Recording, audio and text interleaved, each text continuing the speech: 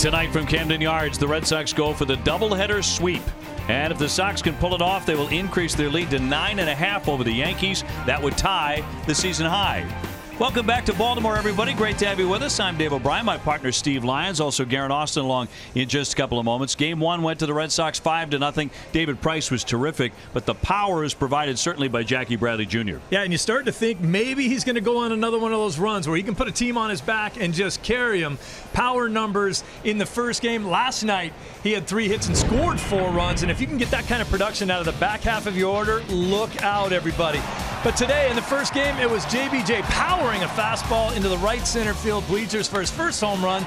Then the ball was tailing away from him, so he says, fine, I'll go to dead central with my second home run. You know he has that kind of power. And as I said before, if he's producing at the back half, next guy in the order, Mookie Betts. So the Red Sox go for the doubleheader sweep, trying to take the first 3 games of the series here against the Orioles. Chris Sale going tomorrow. On the mound here in game number 2 today, it'll be Hector Velasquez. And for Hector, this is just his 3rd start of the season. He's pitched only 2 innings since the end of July. Red Sox and the Orioles coming your way from Camden Yards.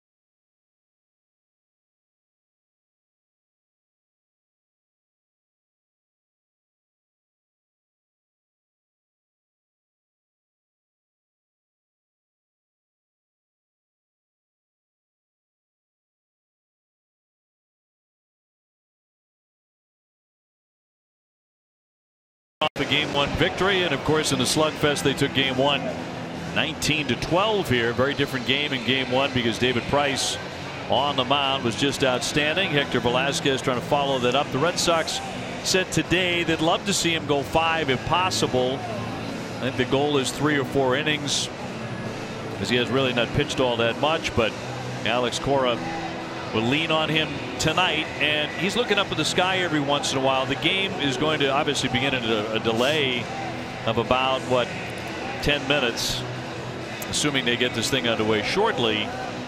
Actually, it's supposed to be being played right now, but they did have the tarp on the field, and they also had a ceremony going on, the Oriole Hall of Fame ceremony. but they didn't put the tarp over the diamond. They had it spread out on the outfield, and they were about to start rolling it over the diamond. Then they called it off. They rolled it up, took it away. The ceremony ended.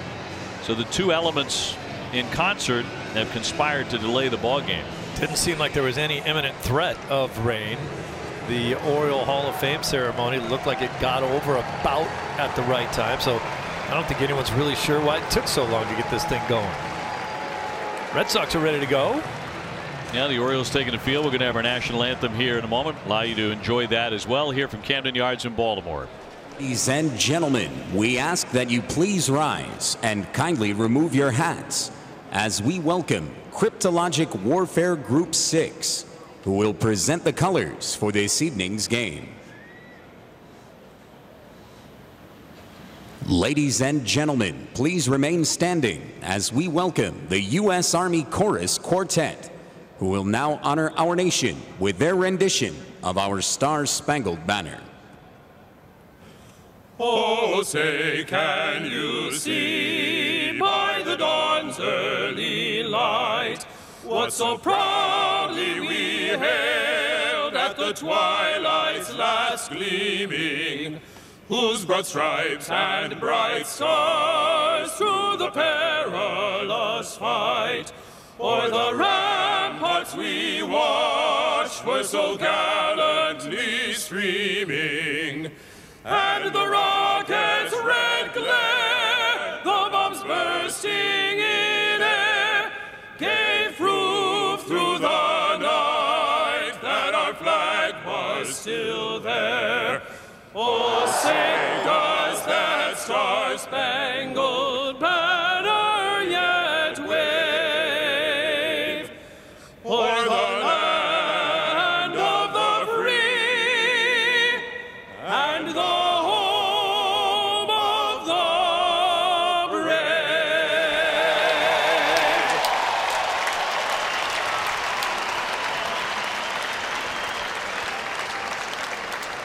Now the Red Sox coming into play here for game number 2 tonight with a record of 83-35, by far the best in baseball.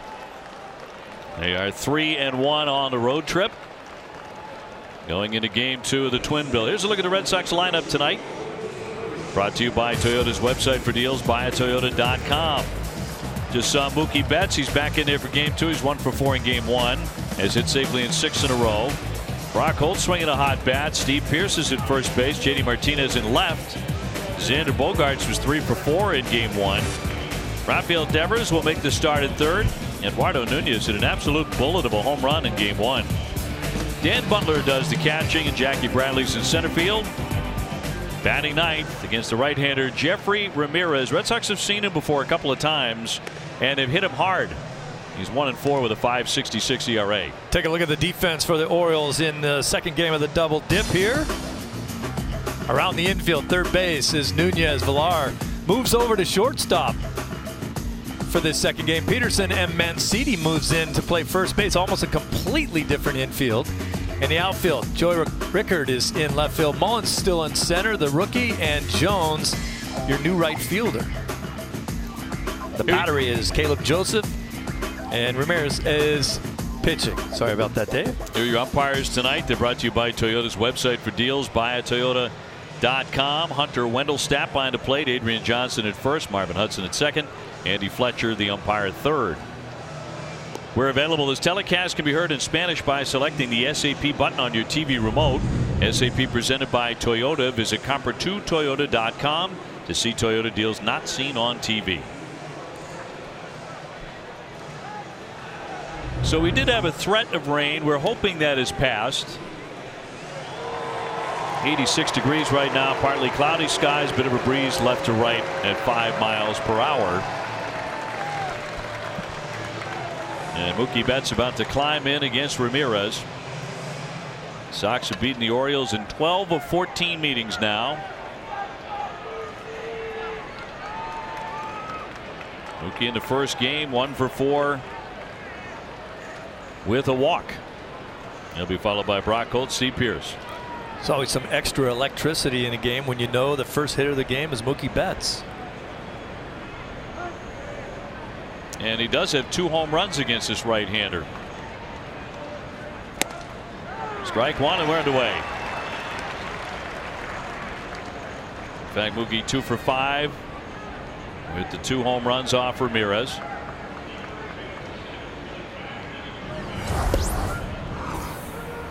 So it winds up being about a 20-minute delay.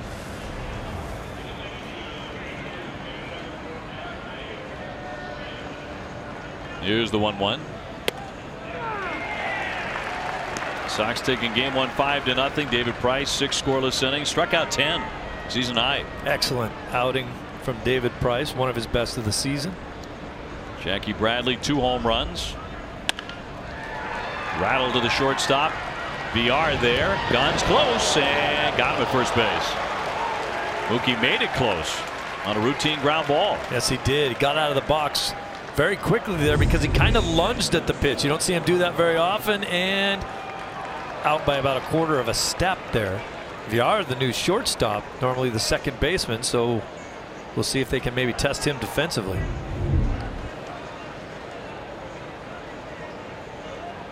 Brock Holt in game 1 dropped down an absolutely gorgeous bunt for a base hit. He was 1 for 3.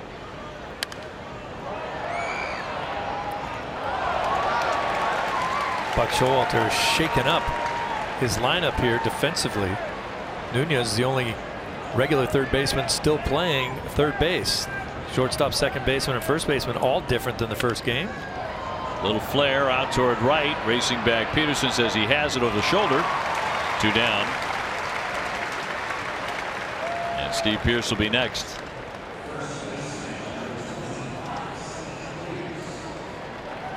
Well, Bucks team with a record of 35 and 82.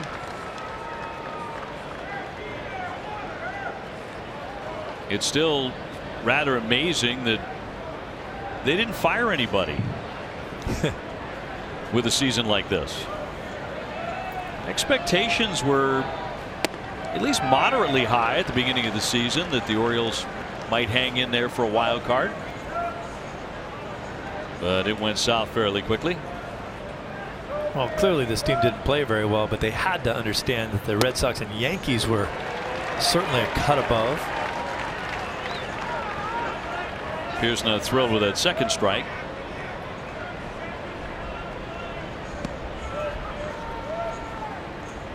Orioles actually won on opening day. They beat Minnesota. High and tight for a ball.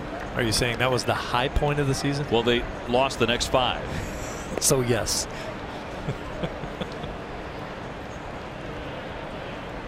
JD Martinez on deck. And Ramirez deals the 1-2, and that'll miss.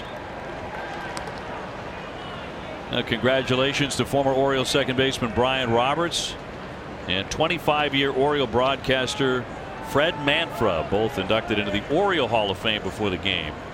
Nice ceremony. Very nice. Gary Thorne hosted. That man from Maine, Gary Thorne, did a great job. Families were on hand as well. Congratulations to the newest Orioles Hall of Fame inductee, Brian Roberts. And Brian has a little boy. What do you think, about 4 years old? Came out. Maybe less. And fired an absolute seed for the first pitch. He was terrific. He was, man. He took the ball from Dad and he just drilled it. No wind up, no nothing. Turned around and fired it. 3-2 on Pearce.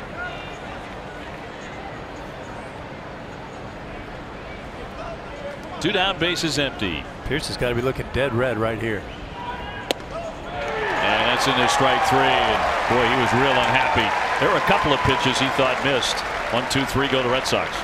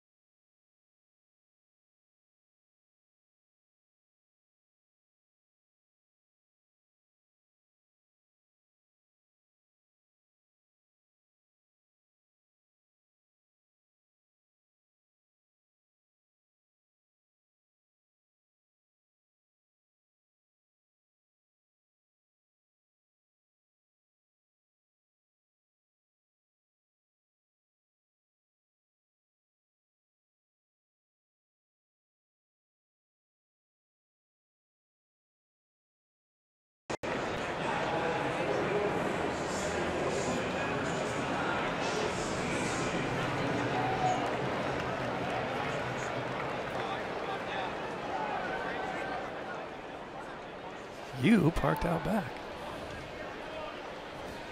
Time of the Oriole lineup brought to you by your local Nissan dealer. Peterson about to lead it off. VR, Jones, Mancini, Davis, Nunez, Mullins, Rickard, and Joseph. Against the Red Sox starter, presented by New England Audi dealers, Hector Velasquez. He's perfect, 7-0, a 2.64 ERA. And he's won 2 starts this year. And he's also 5-0 out of the bullpen with minuscule ERAs, both as a starter and a relief pitcher. Seems like he hasn't pitched forever. And the 0-1. Line shot, but not hard hit in for it. Brock Holt to snatch that for the first out. Here's the Red Sox defense presented by Southwest Airlines. Devers, Bogey, Holt, and Pierce around your infield. In the outfield now, J.D. Martinez makes an appearance in left field. Jackie Bradley Jr. hit 2 home runs in the first game. He's in center. And the Gold Glover, Mookie Betts, in right. Battery for the day. Danny Butler gets his second start of the season behind the plate. Hector Velasquez does the pitching. Facing Jonathan VR, who's at shortstop in this one. 313 average coming into play today. And now at 278. After no damage in game 1, he'll be followed by Adam Jones. Hector did pitch in Thursday's loss at Toronto. He gave up 1 run in 2 innings out of the bullpen. It's his only appearance in the month of August so far.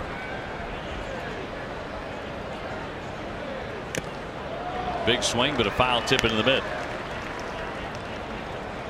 He's had kind of a tough role on this team, being the guy who might be the long guy, might be the starter. You kind of don't know what to get ready for. That isn't an easy thing to do. He's handled it very nicely. 29-year-old native of Sonora, Mexico. On the infield to Brock Holt. Friendly bounce. 2 down. You think about it, Hector Velasquez last year went 3-1 for the Red Sox. So with his numbers this year, since he came to Boston, he's 10-1 in all those different roles with an ERA well below 3. That's how reliable he's been. Amazing job, and he's completely transformed himself since we saw him in spring training 2 years ago. He was kind of a sinker slider guy. He's now kind of a 4-seam riding fastball up above the launch angle and big overhand curve kind of guy. Doesn't throw that hard, but he has enough giddy up to get it up in the strike zone and get you to swing at it and miss. And he knows how to get out of a jam. Very intelligent pitcher. Adam Jones is 3 for 4 against him in his career.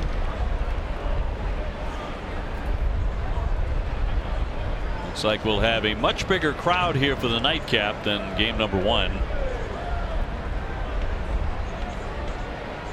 Here's the 0-1. Yankees did win in their ball game today against Texas, as the Red Sox took game 1. So Boston now 9 games, trying to get to 9.5, which would tie the season high. Flared foul. And Chris Sale returning to the rotation tomorrow afternoon. Good to have him back. Nice to see him get out on the mound and try to dominate as he usually does. Pain-free, hopefully.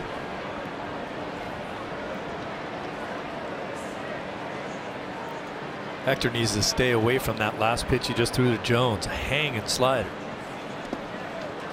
2-2.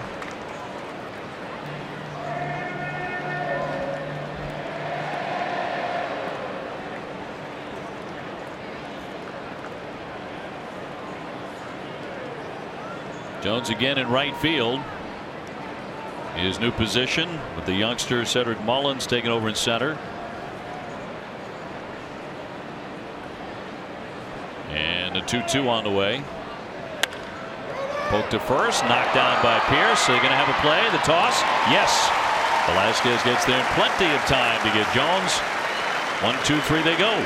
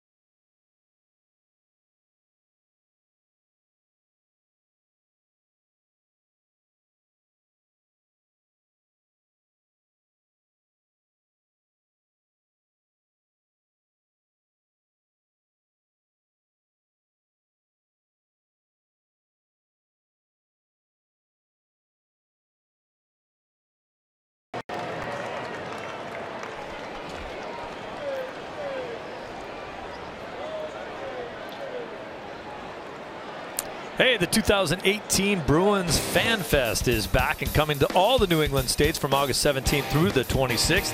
Bring the family to get exclusive merchandise at the 47 retail truck and mingle with current Bruins players and staff, as well as NESN personalities at every location. To learn more, visit bostonbruins.com/fanfesttour. JD Martinez leading off here in the second inning. No score after one. He went 0 for 4 in the first game. He'll be followed by Bogarts and Endeavors. Does have one career home run against Ramirez. First base ump says no swing, Adrian Johnson. JD passing 100 RBI last night. Sitting at 101. This guy doesn't have anything that JD can't hit. He's going to try to run that kind of a running fastball. It's really not a sinker. It just runs in. He threw the same pitch to Mookie. Going to try to get that in on JD's hands. Don't make a mistake. 3-0 pitch. Taking all the way. Alex Cora said he does not have a take sign on 3-0. Totally up to the hitter every time. Just as we saw with Eduardo Nunez in game 1 when he ripped that home run on 3-0. And that'll be ball 4. I think the reason that is because he has extremely smart players. They understand the strike zone. They don't wildly swing at bad pitches very often, and he trusts them to make a decision. Eduardo made the right decision. Yes, he did. That is the hardest hit ball I've seen from him all season. Yes, this year, absolutely. And there are two schools of thought there. Sometimes you're like, hey, 3-0, he's going to throw one right there for me. I might as well hit it if it's a good one. Other people say you're going to get the same pitch on 3-1 as you did 3-0. So maybe take a good look at that 3-0 pitch. It's coming right back at you 3-1. Not always. I mean, he crunched it.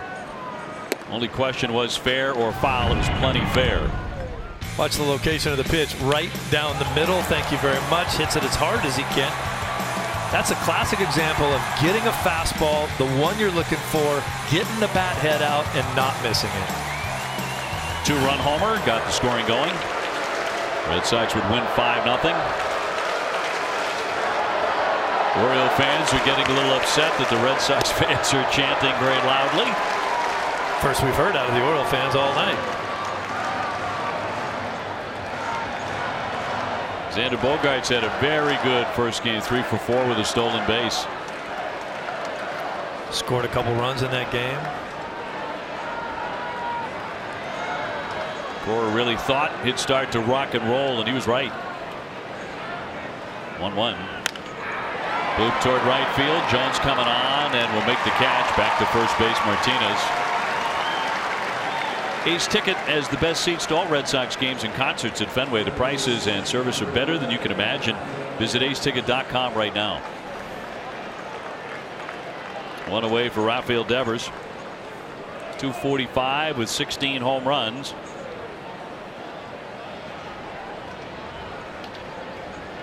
He rested in game 1. But he doubled and homered in his return from the DL on Wednesday in Toronto. Loves that high fastball.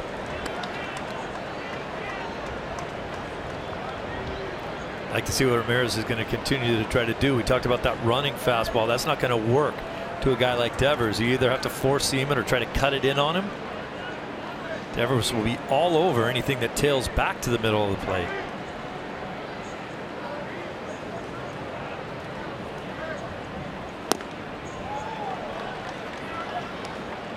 For Ramirez, his 8th start of the season, he actually made his major league debut against the Red Sox in June. He took a 5-1 loss. He was only on the hill for 4 1/3. He also beat the Red Sox in July, but that was 7-6. But they're quite familiar with him. He's done a little bit of everything. He started his career as an infielder. Decided to make him a pitcher, and then he was pitching out of the bullpen for this team. He's got their longest outing out of the bullpen, 5 innings against the Mariners earlier in the season. No one else has thrown more innings than he did out of the pen. JD Martinez gets the lead at first. Ooh. So that's that pitch I'm talking about, Dave, right there. Is if Devers continues to see this pitch, he's going to hit it hard. Watch, it's going to sail back to the middle of the plate. Devers all over it, just didn't square it up. Eduardo Nunez on deck.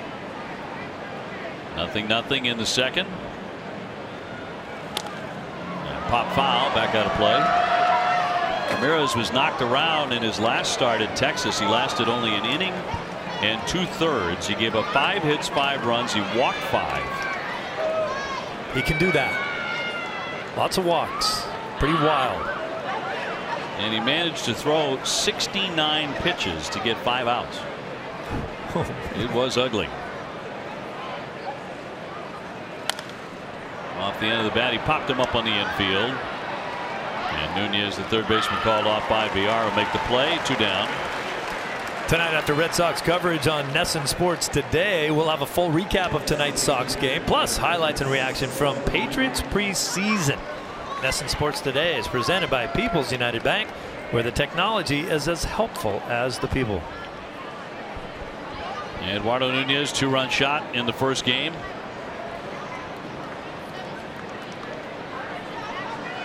Red Sox got the leadoff walk of JD Martinez, but now 2 down. And again, Chris Sale returning to the rotation tomorrow afternoon, 1:05, against right-hander Alex Cobb, who is 3-14.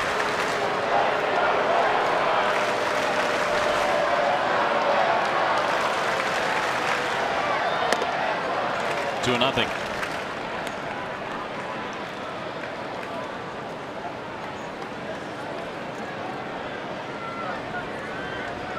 Red Sox need to play just 2 games over 500 the rest of the way to break the franchise record of 105 wins. Just 2 games over the rest of the way. That record set in 1912.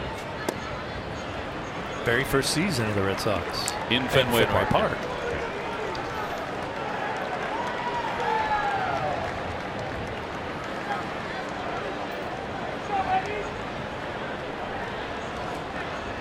Still on the road trip, a stop in Philadelphia. Another 2-game series with the Phils. 3-0 he's taking this time, 3-1.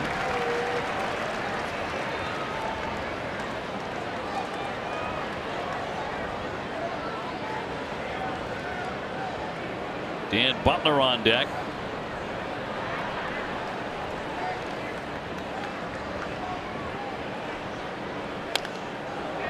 And a full count on Eduardo.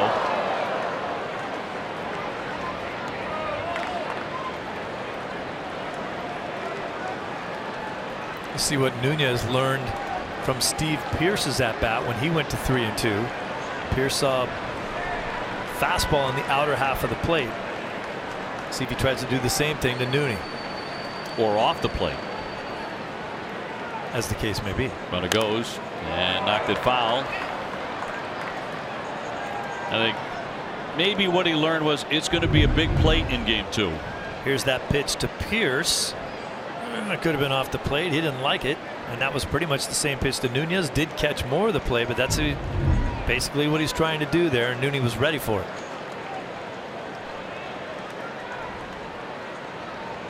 Martinez was running with the pitch. He'll be taken off again. On the 3-2 to right field, but not hard hit. Jones right there to retire the side. No runs, no hits, a walk, 1 left.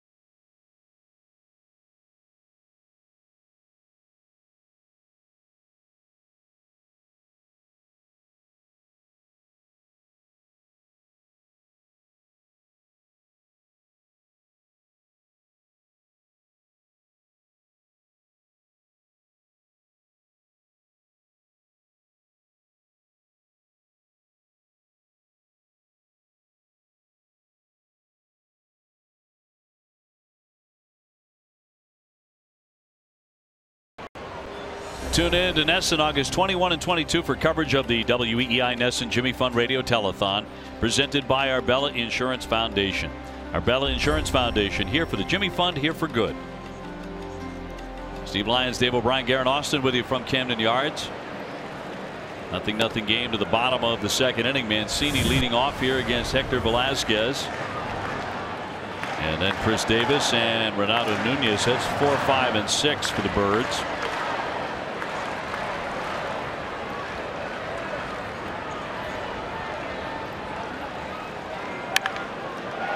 Through the hole for a base hit. So the Orioles had their first base runner, Mancini, with a single.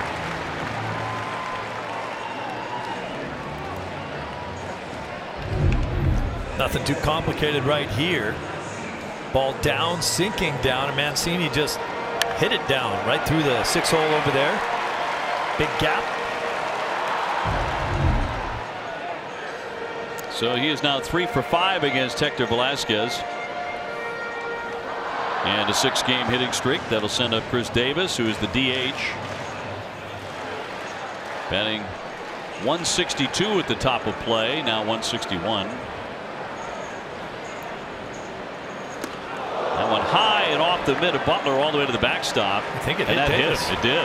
And got him. So Davis hit by the pitch. He's going to be sent to first base. I think it glanced off of his helmet as well. So 2 on and nobody out. See where it gets him. Yeah, right off the helmet. Davis didn't seem too concerned. He didn't try too hard to get his head out of the way. And it barely moved the helmet. Yeah, kind of just glanced off it, but you would think that he'd try to get your noggin out of the way. So a little trouble here for Velasquez. A single and a hit batsman brings up Nunez at 240 with 1 home run.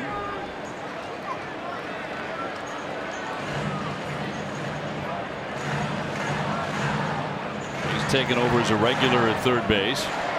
Nunez has nearly 100 at-bats since he's got here. He has not grounded into a double play.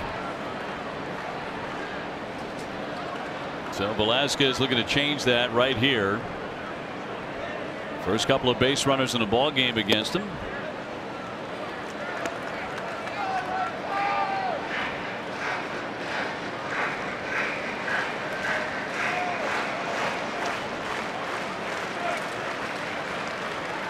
Nunez, former Texas Ranger. They waived him in May, and the Orioles picked him off the waiver wire. That's a bullet into left. Martinez back, and it's over his head. Sails up against the fence. Here comes a run. Mancini is in to score. They'll advance to second and third as Nunez slides into second base, and it is 1-0 Baltimore.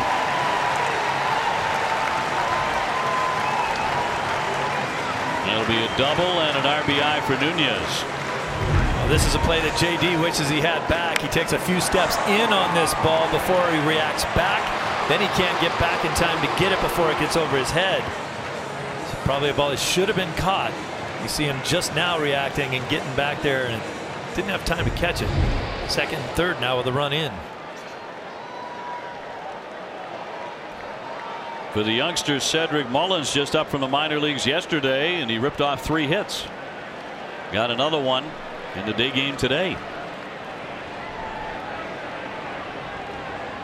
1-0 Baltimore here in the second inning. And stopped by Butler.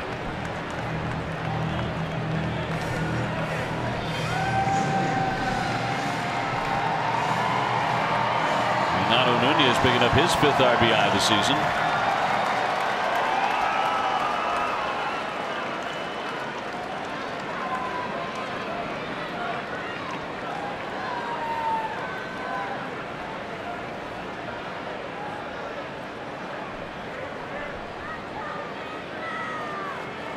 Joey Rickert on deck for the Orioles.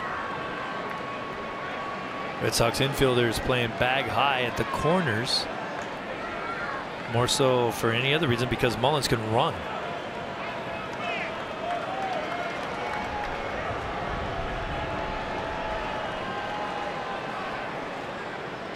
Tell you what, the wind is kicked up over the last 5 or 10 minutes.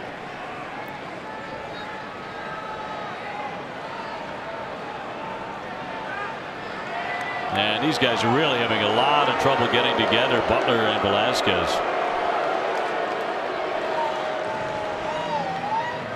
We saw some of that same thing in last night's ball game. Yeah, that was with Eovaldi on the hill. Yeah, with Butler. Certainly with a guy on second base when they're trying to figure out the signs, and they haven't been on the same page at all.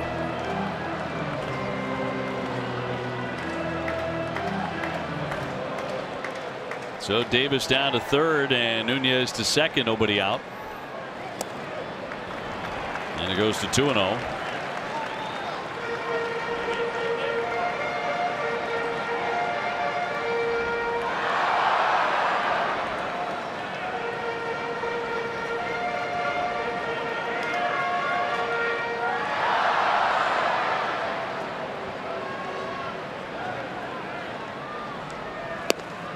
That one disappeared on him. Good change.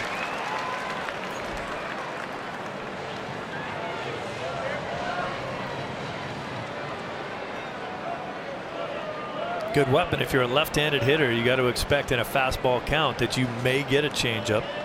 2-0 pitch. Nasty change. Got to go right back to it. Yeah, it did, but he missed. 3-1. Mullins yesterday became the first player in Oriole history to record 3 hits in his major league debut. Seems to have a pretty good idea what he's doing up there. He has worked the count his way, and the 3-1. A strike.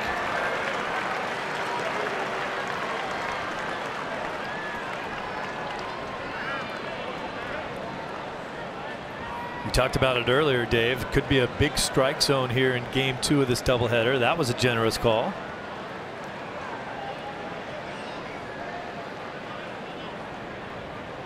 And a payoff pitch. Ground ball to Brockholt. He'll charge it. Runner holding at third. He flips on to get the out. And a big first out indeed. Davis holding at third base. 1 away. Tomorrow on NESN Clubhouse, join us as we celebrate our 100th episode. We will reveal our favorite skills, science, and smiles from the show. Catch it all on NESN Clubhouse tomorrow morning at 11:30 on NESN, presented by Delta Dental of Massachusetts. Now, next man in will be Joey Rickard, the left fielder, hitting just .222 with 6 home runs. Velasquez has allowed 1 run in the inning, trying to get out of it without any further damage. A single, a hit batsman, a double.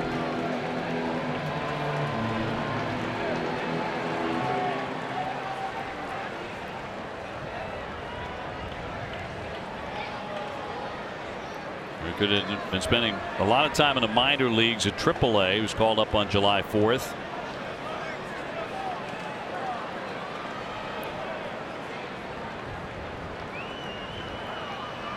Velasquez picks one out. Here comes the 0-1. And a high pop up toward right field on a run. Holt, Pearson, Betts. Mookie Betts trying to chase that. He makes the catch, and a runner will hold as he fires into home plate. Davis holding. Outstanding play by Mookie Betts down that right field line with that wall creeping up in front of him. That's a great play by Mookie Betts, and when you think about it, 2 really nice plays here. Here's Brock Holt. Davis still at third. Holt's playing back. Why isn't Davis trying to score on this play? Holt comes rushing in to make the play, so that held Davis. But you would think he'd try to score, and now Mookie makes a great play here. He has to take 3 more steps, run into the wall. He gets off a great throw to home, but where's Davis? He should be tagging up. You got to tag up. Where are you going? It's a foul ball. The only thing to do on a foul ball is tag up, and then you'd have a chance to score. And as it is, he's still over there. So here's Caleb Joseph, .219, 3 home runs. Velasquez with an opportunity to get out of the inning with only 1 run. You know, the way Holt made his play, he might have taken away the opportunity to score from Davis. because he rushed in and made the play. But on that ball, you got to be tagging and thinking about scoring.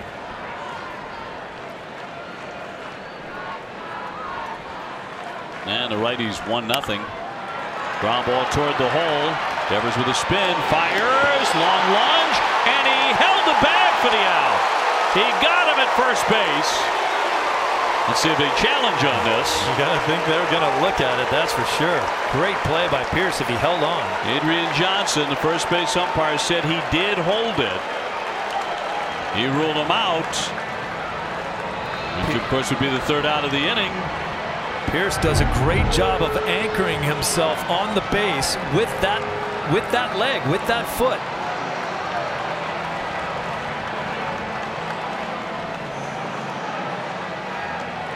They're not going to challenge the play. Pierce held on, and the Red Sox get a gigantic out, and they're held to 1 run.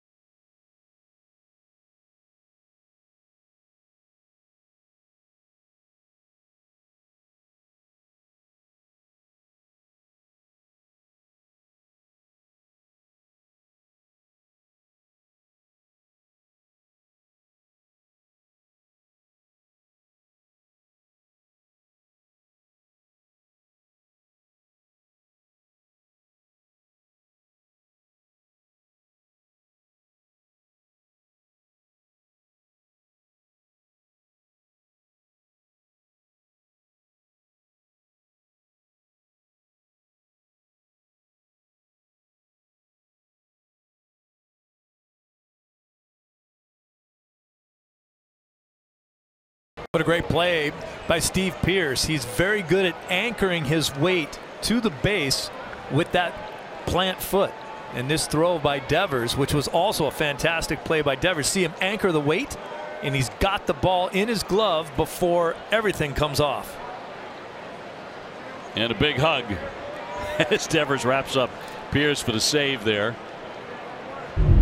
And no challenge by Buck Showalter. I mean, early in the game, you got to be real sure, otherwise you lose your challenge. And he had a really good angle on that play too from his dugout. Yeah, early in the game, you got to be very careful. You have to weigh that against if you challenge and win your challenge, you get a run out of that play too, and your inning continues on. So only 1 run scores despite the first 3 batters getting on Mancini, Davis, and Nunez. And Davis never attempting to score on a couple of plays. The dribbler on the infield and the foul ball that Mookie ran down. Mookie reacted so well, he may have gunned down Davis anyway if he tried. Wave and a miss and a pitch down to the Dirk Butler fans. 1 man gone. In front of Jackie Bradley.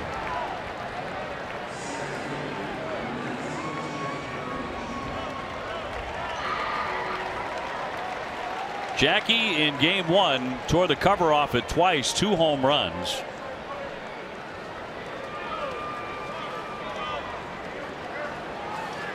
Guerin talked about all the friends and family who are going to watch him here tonight as he lines that one off the pitcher. It caroms to Nunez. He'll get him at first base. Ramirez got drilled. And it will come out and check on the pitcher as we go down to Garrett Austin. OB, just when we start thinking that Jackie Bradley Jr. is kind of getting that groove back, a home run shy of the double last night, then he comes out in the first game and crushes 2 home runs. Alex Cora was telling us that Bradley has put in a lot of work and he's really made some adjustments with his swing. He has the power, and that we should start seeing more consistency from him offensively. And guys, as you mentioned, this is only a few hours from Jackie's hometown. He had about 15 people here for the first game, and he said they actually has a busload coming in tonight from his high school. Always a big crowd here to see Jackie Bradley Jr. Guys. Thanks, Gary. Well, he hit that ball hard. Looked like the right thigh area of Ramirez. And some bad luck for Jackie right there. Just hammered this ball straight up the middle. Get out of the way. Oh, don't get your pitching hand in there. Hit him right on the back of the left hamstring. His left. Yep. He actually tried to reach back there and stop it with his hand. That's not a good idea. Rather get hit in the hamstring than break a few fingers trying to catch a ball barehanded and hit back at you. So to send up Mookie Betts, who is 0 for 1. Mookie is grounded out to short.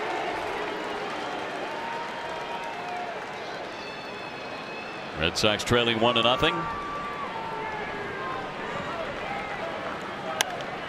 Going after the first one to pop that up a mile high into foul ground, but that's going to cruise on out of play. I don't know what that pitch is from Ramirez, whether he's calling that a slider. If he's calling it a slider, he's hanging it a lot. If he's calling it a cutter, it's just not that sharp.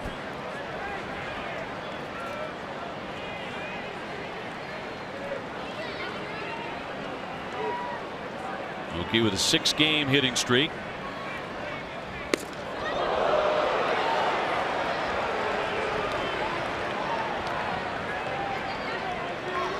Mookie's getting a little tired of seeing balls up around his head. It's starting to happen more and more consistently.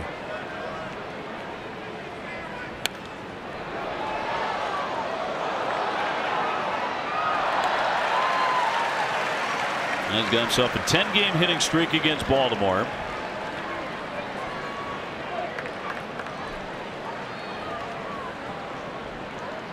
Base is empty, 2 down. And a 1-2. Spoiled again.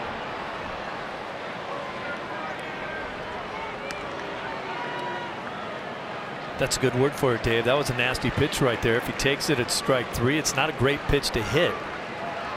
Flips it into the seats foul and gets another life here. Look at this. You get the foul ball, you get right on the phone. Tell the world, or at least mom. Sure. Kid's got 6,000 followers. They're all taking pictures. 2-2 up the middle, and that'll drop down for a base hit. So 7 in a row for Mookie Betts. He is on with 2 down.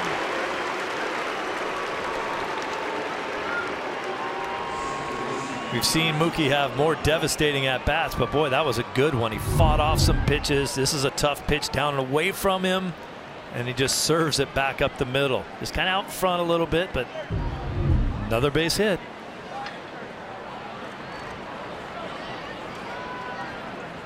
Brock Holt 0 for 1. He has popped up to second. 1-0 Orioles in the third.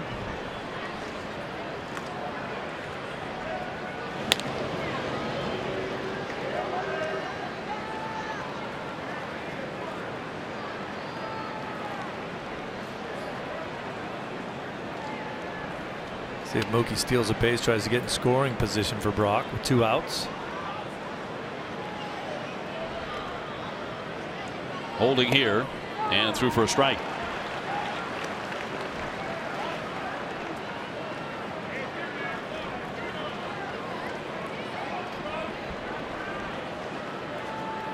Brock last night with a season high 3 runs, 3 hits, 3 RBI, walked a couple of times.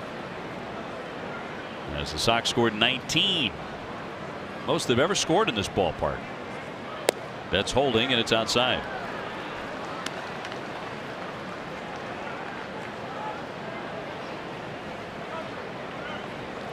Mookie with 22 stolen bases, only been caught 3 times.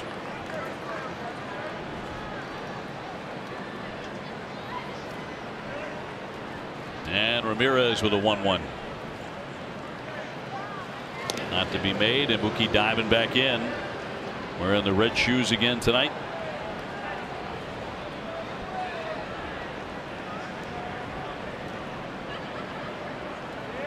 Those are the shiny red ones. Are those like patent leather?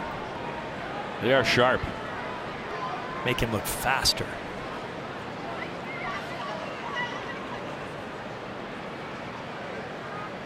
Wearing the oven mitt.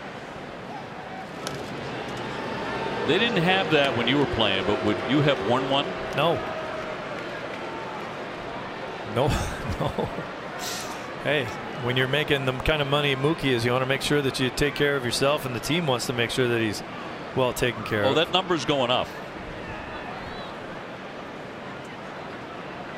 He takes off. He got a big jump. Here's the throw down. He'll dive in safely, and they never had a chance at him. His 23rd stolen base. What I've noticed here at Camden Yards is it's not a great surface to slide on. A few of the Red Sox base stealers have kind of gotten stuck on the ground. Watch Mookie.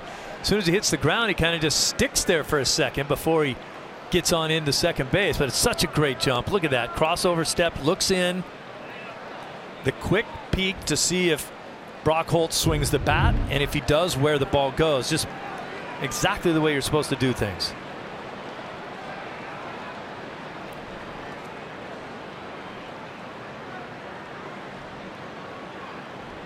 And at second, 2 down. Here's the 2-1. Even up on Brock Holt. Pierce would hit next. Dave, in the era of replay and the camera angles that we have, that oven mitt gives him about 3 extra inches on his hand too. So if he's sliding in with the oven mitt hand, you get there a little quicker. How true. And great for baking. The 2-2 all filled up.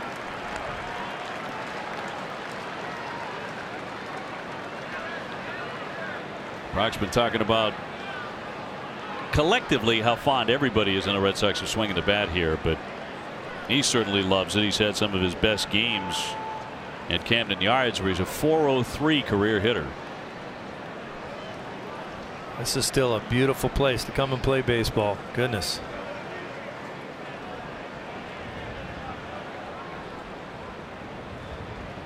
Three-2. He got him. He struck him out to get out of the inning. Mookie Betts stranded at second. Still 1-0 Orioles.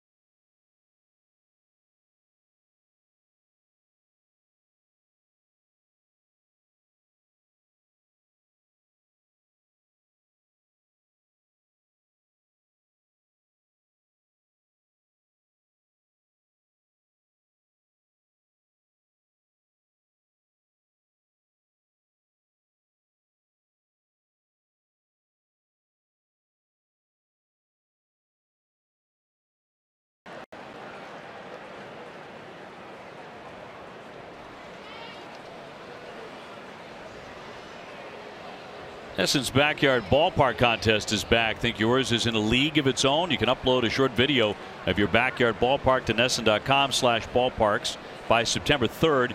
We're going to pick a winner, and we will host a private party for friends and family at the winner's home field. So if you win, we're really looking forward to what you'll serve. That one caroms off the catcher, Butler. Chase Peterson leading things off here. 1-0. Orioles in front in the third inning. Pose the question near the end of game one, how many of you are going to watch both games in their entirety? Not an easy thing to do. You're a top shelf Red Sox fan if you're going to do that, as Brandon Workman starts to get going in the bullpen. And you were offering presents for it, weren't you? Special gift for everyone who does that, who can let me know. Yes. Not terribly expensive, but you can only get this one place. So what if literally like 25,000 people say, hey, you know what? I thoroughly expect that. You know? Yeah. So it was a great Saturday of watching 2 Red Sox games. Didn't have much else to do. Relaxed. Had a good time. Well, timing was great. You had the break in the middle. Sure. But I mean, folks have a lot of things to do on the weekend. So I mean, you really got to be committed to pull that off. It's an impressive feat. Obi, I hope you're prepared for the response, because I've had a lot of people tweeting at me asking what their prize or their gift is going to be when they send you a note. Right. A 3-1 foul tip and a big cut and a foul ball by Peterson. He's not giving out any hints. No. Probably means I have overstepped my bounds. The 3-2, and it's going to be upstairs for ball 4. So Peterson is on, and we'll find out just how far Cora will go with Velasquez tonight. He's got activity in the bullpen. Tomorrow at noon, don't miss Red Sox First Pitch, presented by Joseph Abboud, available at Men's Warehouse. Adam and Jim will be breaking down today's doubleheader in that show. And how about you breaking down where you went for dinner? How was it? I went across the street, had a little piece of salmon. Wasn't bad.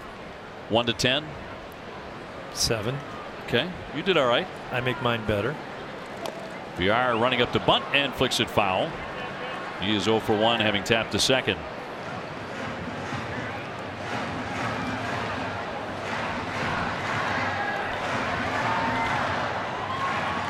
Adam Jones on deck.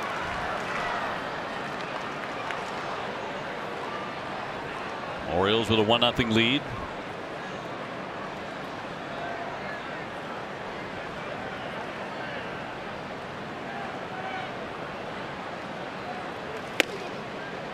Ooh. Did not get a call there. 91 miles an hour, but off the corner, said Hunter Wendelstedt, who's had a sizable plate.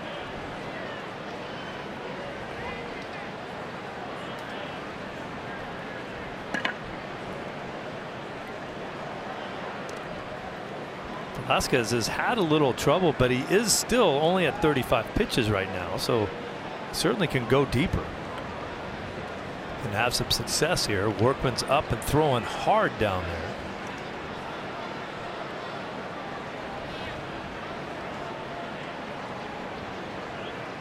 there. (1-1) to VR will not be made.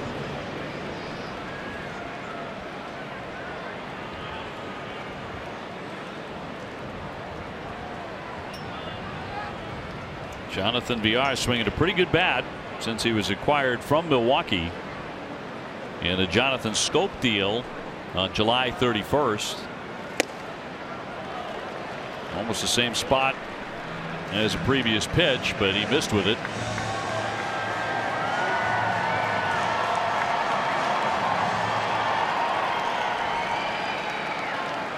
Game began in a slight delay, about 20 minutes.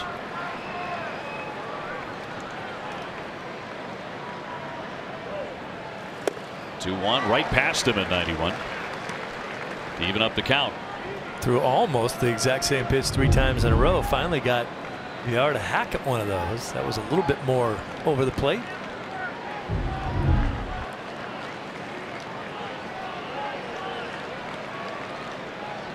Peterson took the walk. He gets the lead.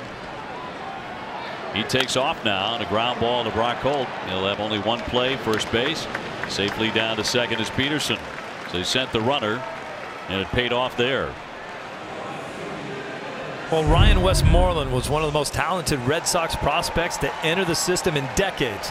Don't miss the story of how this local Rhode Islander was on the road of making his dreams come true until one day everything changed.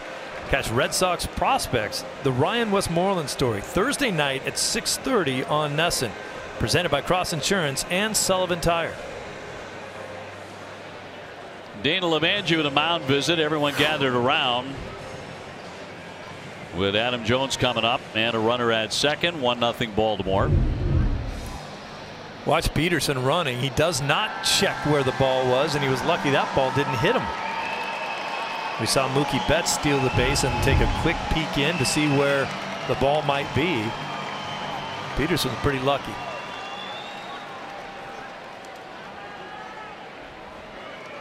Jones is 0 for 1. He's grounded out. Just turned 33 on the 1st of August. Out of San Diego.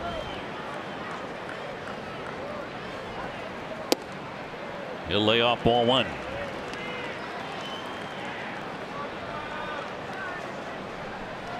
He's had some really fine years here. 32 home runs, couple of times. Last year he hit 26.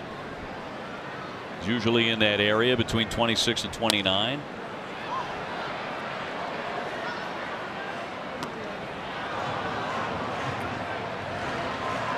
And around a 280 career hitter.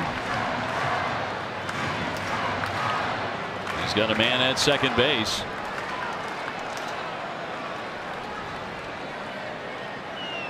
Trey Mancini on deck.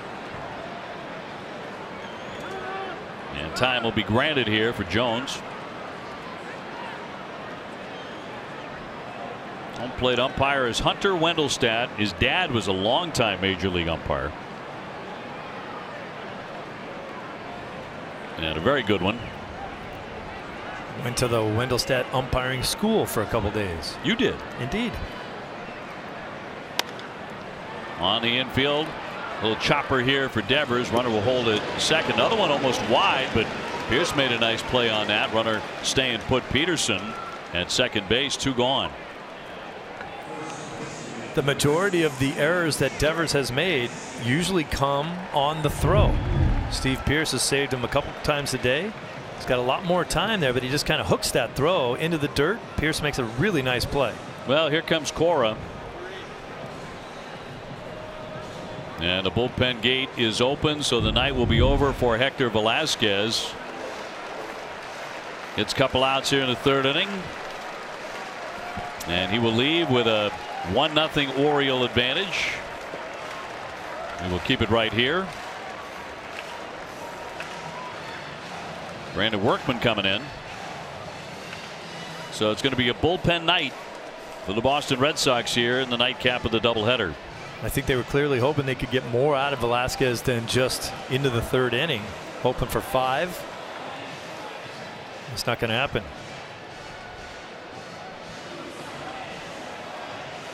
So Workman about to begin his warm-up tosses. As he does, let's toss it down to Garrett. Thanks, Obi. Well, Xander Bogaerts was 3 for 4 last night, and after the game, he talked about kind of being overshadowed by JD Martinez and what an influence he's been on the clubhouse. Me and Brock, we were in the kitchen today or yesterday. I hit a homer yesterday. Was it yesterday? Yeah, right? He too. And all they show is JD and Mookie, you know, but we're used to that, you know. I mean, I don't mind that. Those are 2 amazing players, and I'm happy for them to be on my team or me on their team. And they're just amazing guys in general. Maybe they need to walk a little more like cocky too, you know, because they're very humble also. Has JD meant a lot to you as a hitter? Yeah, he has different plans. He really knows what he wants to do against a certain guy and what type of pitch he wants to look for. Mm-hmm. So I think he's been a help for everyone in that lineup. So that rubs off on you? Or on me and the guy after me. It's just a whole. Yeah. He's like a machine that you can go to, you know. Like, You know the Coca-Cola machine that you put in $1 and you get a Coke, Sprite, whatever. You can go to him and put $1 and he give you whatever answer you want. Yeah, that's the way to describe him. Obi, the Red Sox have scored 24 runs in 2 days. You can clearly see the impact that Martinez has had on this team. Yep, that has been all season long for sure, Garen. No question about that. But it's fascinating. We're talking about, I'm getting used to it. I might hit a 3-run home run, but it's Mookie and JD on the highlights. And he was talking about Baltimore television, the sports segment. Yep. That's all they bothered to show, but he hit a 3-run shot. So Velasquez, here's a look at the pitching line brought to you by Ace Ticket. 2 2/3. 2 hits, 1 earned, and finished for the evening. And man at second is his responsibility, Peterson. 2 away from Mancini, who singled and did score a run in the second inning.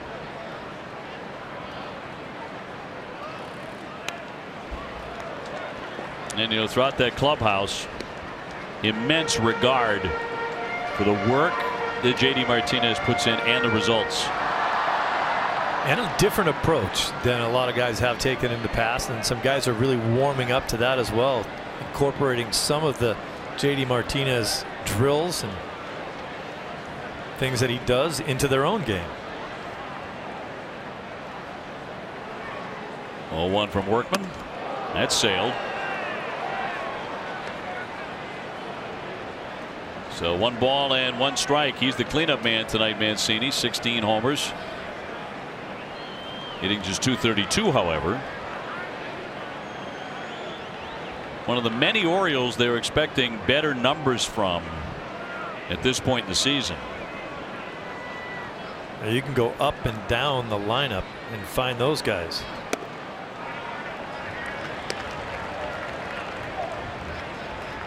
Had a really good rookie season last year, but it doesn't take long for other teams to expose your weaknesses, and you have to be able to adjust back. Now, a lot of people have said that he has hit the ball hard and he's had one of the most unlucky seasons a guy can have. Last year, .293 with 24 homers, and he drove in 78. They were hoping for more of the same. It didn't happen. In there for a strike, right on the edge. 2-2.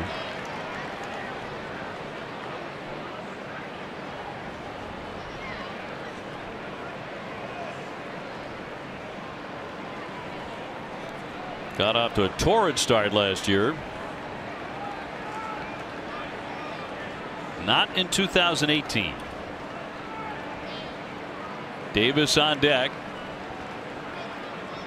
And Workman's 2-2. Could not get him to offer, so the count fills up. You see those numbers, most home runs since Cal Ripken in 1982. Yesterday was the anniversary of Cal Ripken's very first appearance in an Orioles uniform. He was a pinch runner, 1981.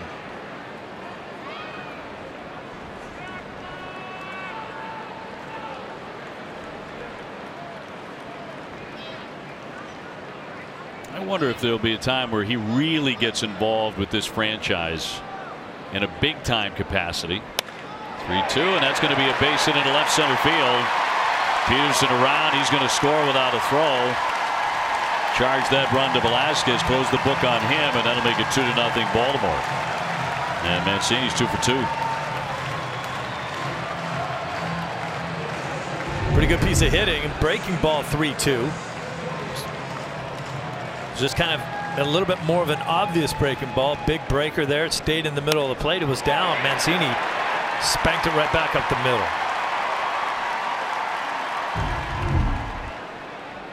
His 37th RBI. Leadoff walk hurt as Peterson came in. Well, Davis hit by a pitch off the helmet, a glancing blow. His first time, second inning. This is his 1,000th game with Baltimore.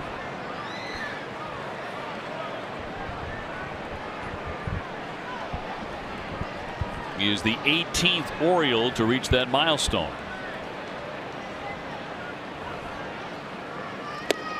He looks at a strike.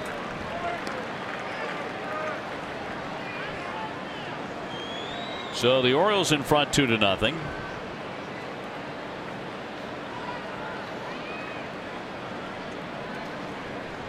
Mancini on at first base with 2 gone. High again. And again, Davis just kind of ducked into that ball rather than trying to get away from it.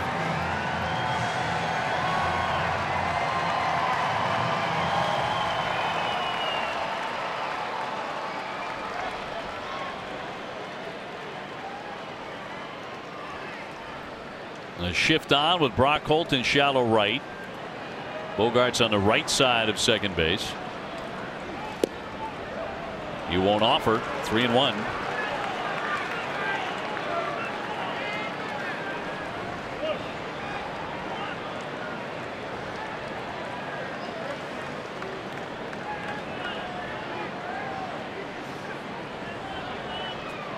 Hitter's count here for Chris Davis. Taking all the way, did not get a fastball. And a full count. Good confidence in that breaking ball by Workman. Did throw a 3-2 breaking ball to Mancini that got hit. 3-1 breaking ball to Davis.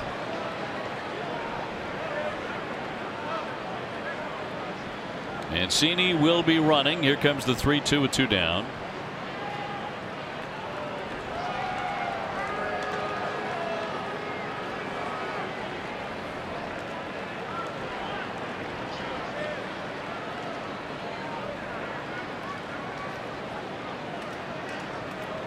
Pierce standing right behind Mancini and then backs out of there.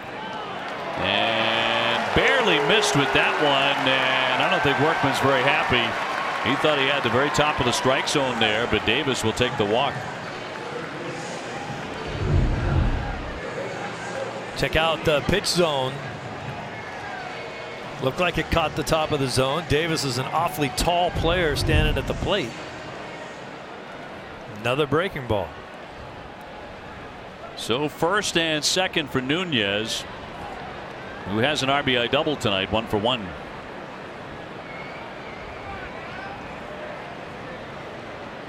He's appeared in 17 games for the Orioles. He's hitting over 300.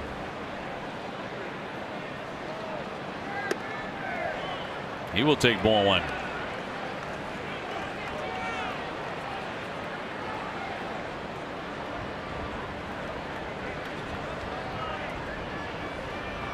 We were thinking early on in this game that it might be a quickly played game because there was a big strike zone. That thing has tightened up quite a bit. Well, it sure has. The 1-0 pitch. So he's gone to 2-0 on Nunez. Inning began with a walk to Jace Peterson. He comes in to score. And the RBI single by Mancini, and another walk now to Davis. Red Sox are going to have to piece it together on the mound here in game 2. After getting 6 very strong innings from David Price in game 1, the 2-0. And ball 3. One more like that, they're going to be all loaded up.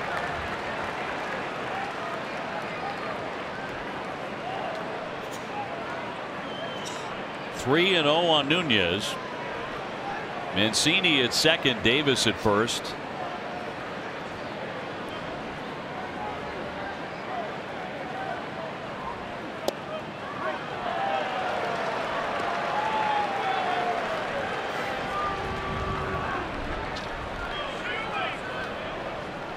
More activity in the bullpen.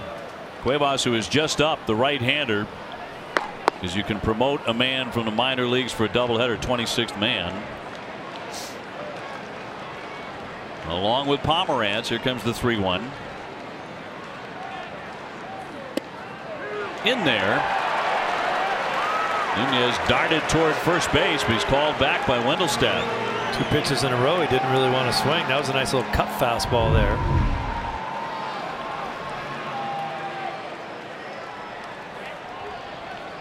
Right on the edge of the plate. Mancini and Davis will be on the move. And another 3-2 count.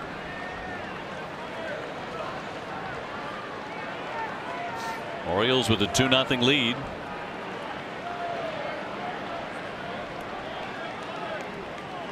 And the 3-2. He walks him. That's going to load the bases. Workman not sharp coming out of the bullpen. And now a man at every base. Through this weekend only, the Red Sox are offering no fees on Red Sox tickets purchased at redsox.com. All processing fees on tickets will be waived. So go to redsox.com/tickets to take advantage of this limited time offer. Now the Red Sox issuing their third walk in the third inning. Oh, he's going to have to start throwing his fastball a little bit more often. He's throwing his curveball not very effectively and throwing his curveball in 3-2 counts almost every time. One got hit, the other two ended up being ball 4. That'll bring up the rookie Cedric Mullins, who's 0 for 1. He's grounded out to second. No place to put him.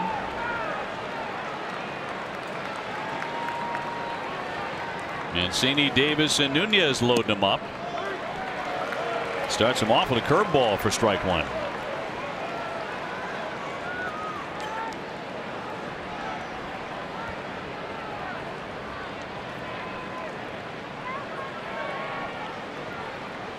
And the 0-1. 92 in for a strike. And he has him in the hole, 0-2.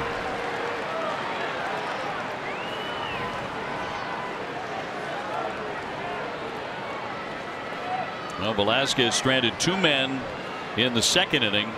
Workman trying to leave him loaded. And a chopper on the infield is Xander Bogaerts. So go the short way. Close and got him at a bang play at second to retire the side. They will settle for 1 run, 2-0 Baltimore.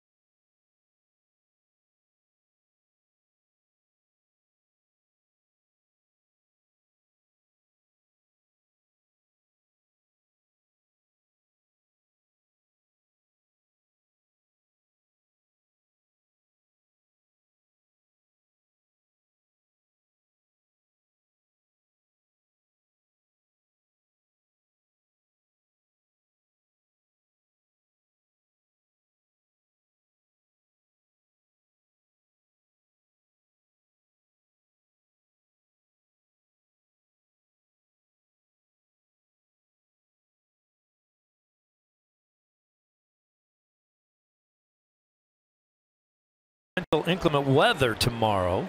The out of the park event hosted on the Boston Common is going to be postponed. The out of the park event will be rescheduled for a to be determined date. Well, we thought there might be weather here in Baltimore tonight. They did have the tarp on the field, not completely rolled over the diamond during the pregame ceremony, the Hall of Fame ceremony for the Orioles, but they were thinking about it. It looks like it's blown past us. Pierce going to lead off here in the 4th inning. Steve struck out looking in the 1st inning. JD Martinez and then Xander Bogaerts trying to get something going here against Jeffrey Ramirez, who's allowed only 1 hit, a Mookie Betts single. He came in with a 5.66 ERA. Pierce a 3.13 average since joining the Red Sox.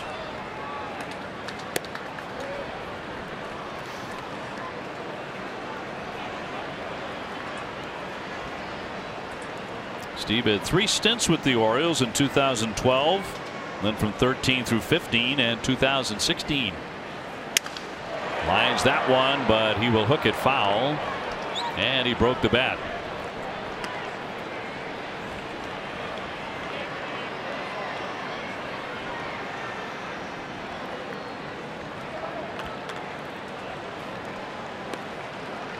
So 2-2. Done a nice job at first base on a couple of tough plays, couple of tough throws already tonight. I think his value to this team is far greater than anyone thought they were getting when they got Steve Pearce. Big swing, but he foul tipped it to the mitt, and down he goes on strikes. 1 gone. Let's watch the pitch and the location of it. That's not a great pitch. It's not where he wanted it, and that's why Steve Pearce is thinking, I can't believe I didn't hit it. Keep thinking he's not going to get away with this stuff all night long, but so far so good. JD Martinez walked in the 2nd inning.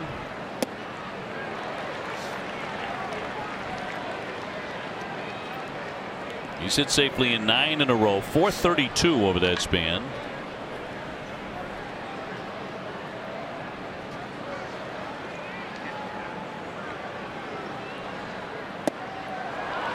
Quickly in the hole, 0-2.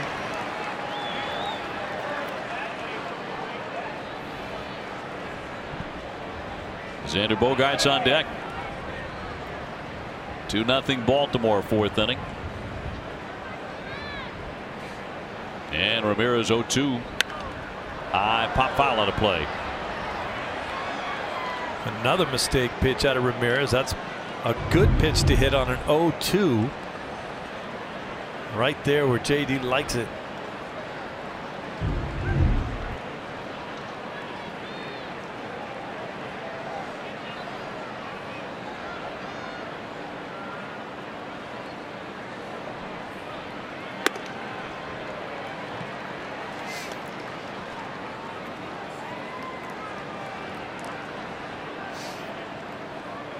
JD's so consistent. Against righties he's hitting .332. Against lefties he's hitting .330.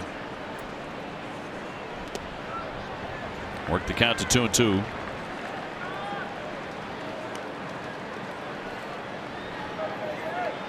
JD just waiting for a mistake.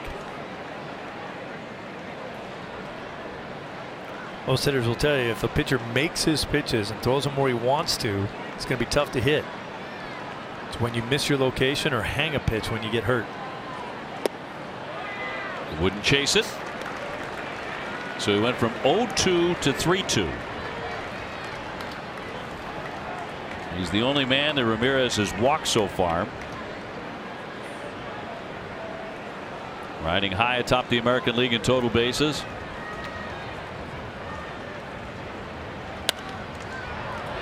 Spoiled that one on a 4-seamer. JD 35 home runs, the 5th most by a Red Sox hitter in his first year with the ball club.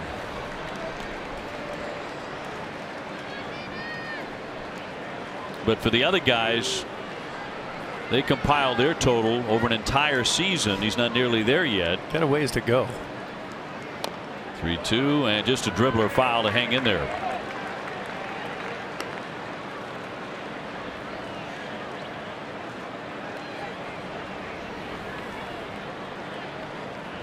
Manny Ramirez first year with the Red Sox, 0-1. He hit 41.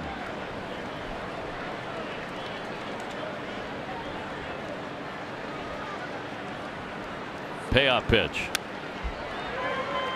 Got a slider there and got a piece of it. He has spoiled a lot of tough pitches in this at bat. Now the next one will be number 10. Kills a pitcher's pitch count.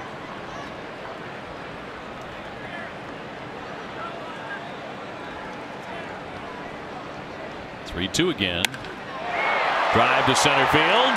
Mullins back. Back. It's gone.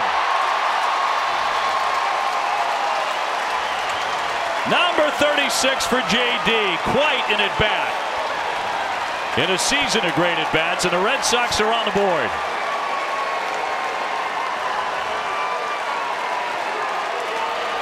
He waited it out.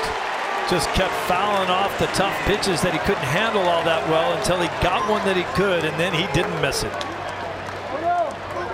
10 pitches. Finally gets one out over the middle of the plate. And then that picture perfect swing that he has. He says it's not a natural swing. It's something he has to work out all the time, harder than most players. And it pays off. Speedway donates $500 to Boston Children's Hospital for every Red Sox home run, and through the end of August, use your Speedy Rewards card when you purchase 3 cooler beverages and receive 1,000 bonus points. It's a 2-1 game, in tight on Xander.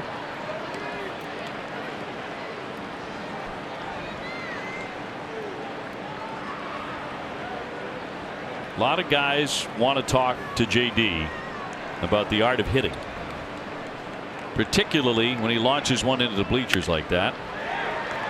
Shortstop down for that. VR will fire on to retire Xander Bogaerts, and they're 2 away. In front of Rafael Devers.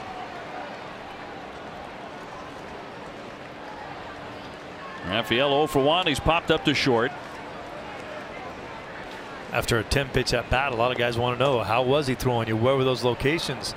Sometimes when you're sitting in the dugout, you can see the pitch, but you don't know exactly where he's throwing it. Nunez wanted to find out.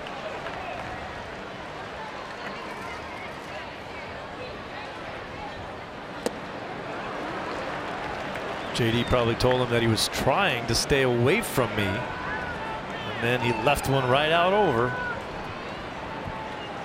A lot of the beauty of that at bat was he was in an 0-2 hole. Came back, battled and battled, ran it full, 10 pitches gone. Quite frankly, his first 2 swings were kind of ugly. I almost feel like he's setting up the pitcher. Looks bad on purpose every once in a while, just so he can come back and hurt you.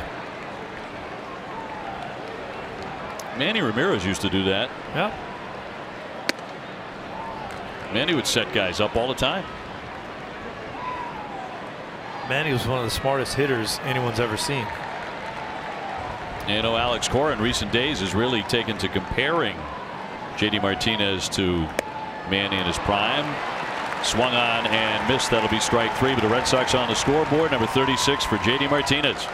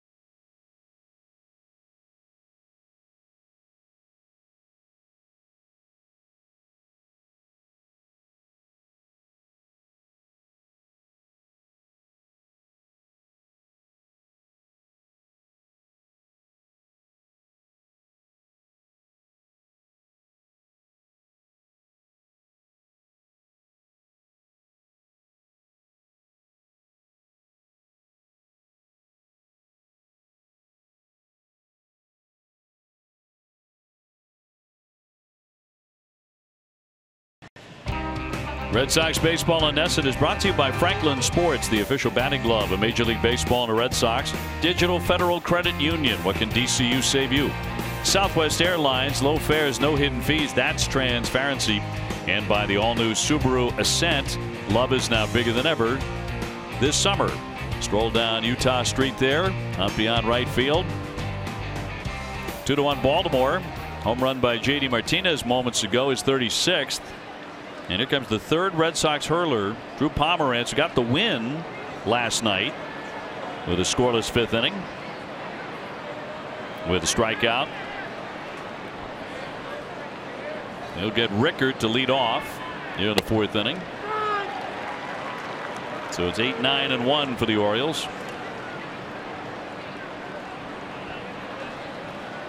And this really is settling in as a bullpen night, isn't it? Yes, it is. Going to see a lot of guys out of that pen. You got to think Pomeranz does have the ability to go multiple innings, but you're not sure if that's the way Alex Cora will use him now. Drew as a starter went 1-5 with a 6.31 ERA and 11 starts. But in his major league career as a reliever, he's 5-4. As that one is ripped into left field, an ERA just over 2. Rickard greets him with a solid base hit. Tomorrow at 12:30, don't miss Red Sox Game Day Live presented by DCU. Adam and Jim will preview tomorrow's matchup between Chris Sale and Alex Cobb. DCU, Digital Federal Credit Union. What can DCU save you? Here's the catcher, Joseph. 0 for 1. He's grounded out to third. Not a bad thrower, too. He's got about 35% trying to steal. Although Mookie Betts has already lifted one tonight.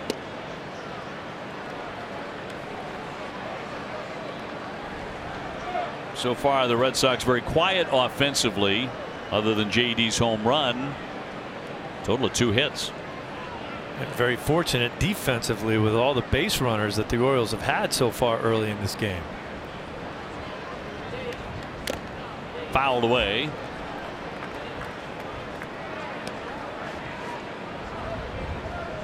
Red Sox hopeful of coming out of tonight with a doubleheader sweep and their 84th win.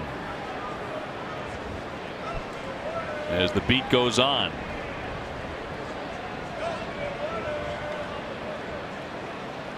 Rickard with a small lead at first. Floated to right. Betts with a hard run. Long run. Mookie gets to it. That's a fair ball play. The runner getting back to first base. He's been busy tonight. And he's gotten to every one. The new defensive sets for them. They have Mookie playing into that right center field gap. So he had to put his head down and take off running. Where we caught him right there, he was just adjusting his route so he could come in and make the catch. He had to run a long way for that ball. Checking the card. Yep, on Jace Peterson, who has walked and scored. He's lined to second, too. 1 away.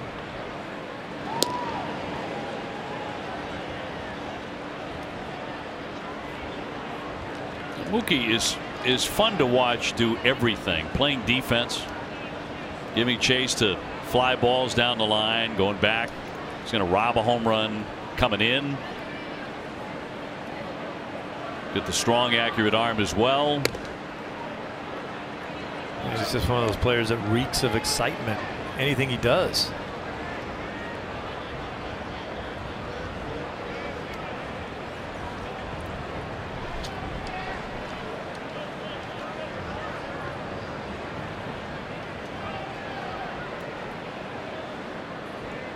Pomeranz with a 1-0 and a pop-up a mile high to left. Bogart's out, so is Devers. Martinez coming in. Xander will take it. 2 down. We'll scout the stars of tomorrow right here on NESN as the Paw Sox host the Norfolk Tides at McCoy Stadium on Monday night. Don't miss NESN's coverage Monday night at 7 on NESN. 2 away for Jonathan Villar, who's gone 0 for 2 with a couple of grounders to second. 2-1 Baltimore. Bottom of the 4th inning. In the 5th, it'll be Nunez, Butler, Bradley due up for Boston.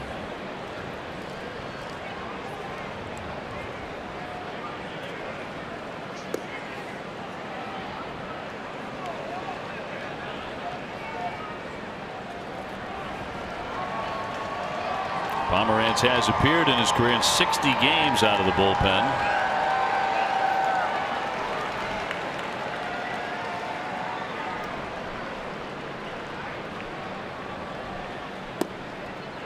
He drops that one downstairs for a ball.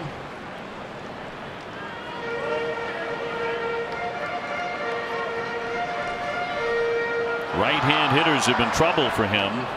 And you're hitting .295. He'll try to get one right here with a runner at first base and 2 gone. He had a notion and he went, said Hunter Wendelstedt. 2-1. Take a side view of this. Yeah, he went. Good call by the home plate umpire.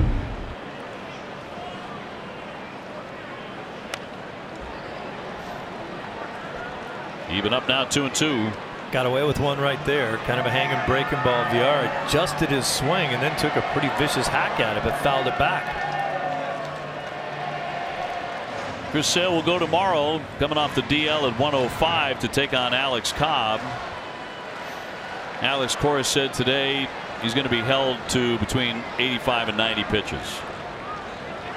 He can get through 7 that way. He can. There's a pick. Runner trying to slide in, and a sliding tag there by Bogaerts. He cuts him down. Rickard is out. So Pomerantz cleaning up the base hit. That is out number 3. 2-1 Orioles.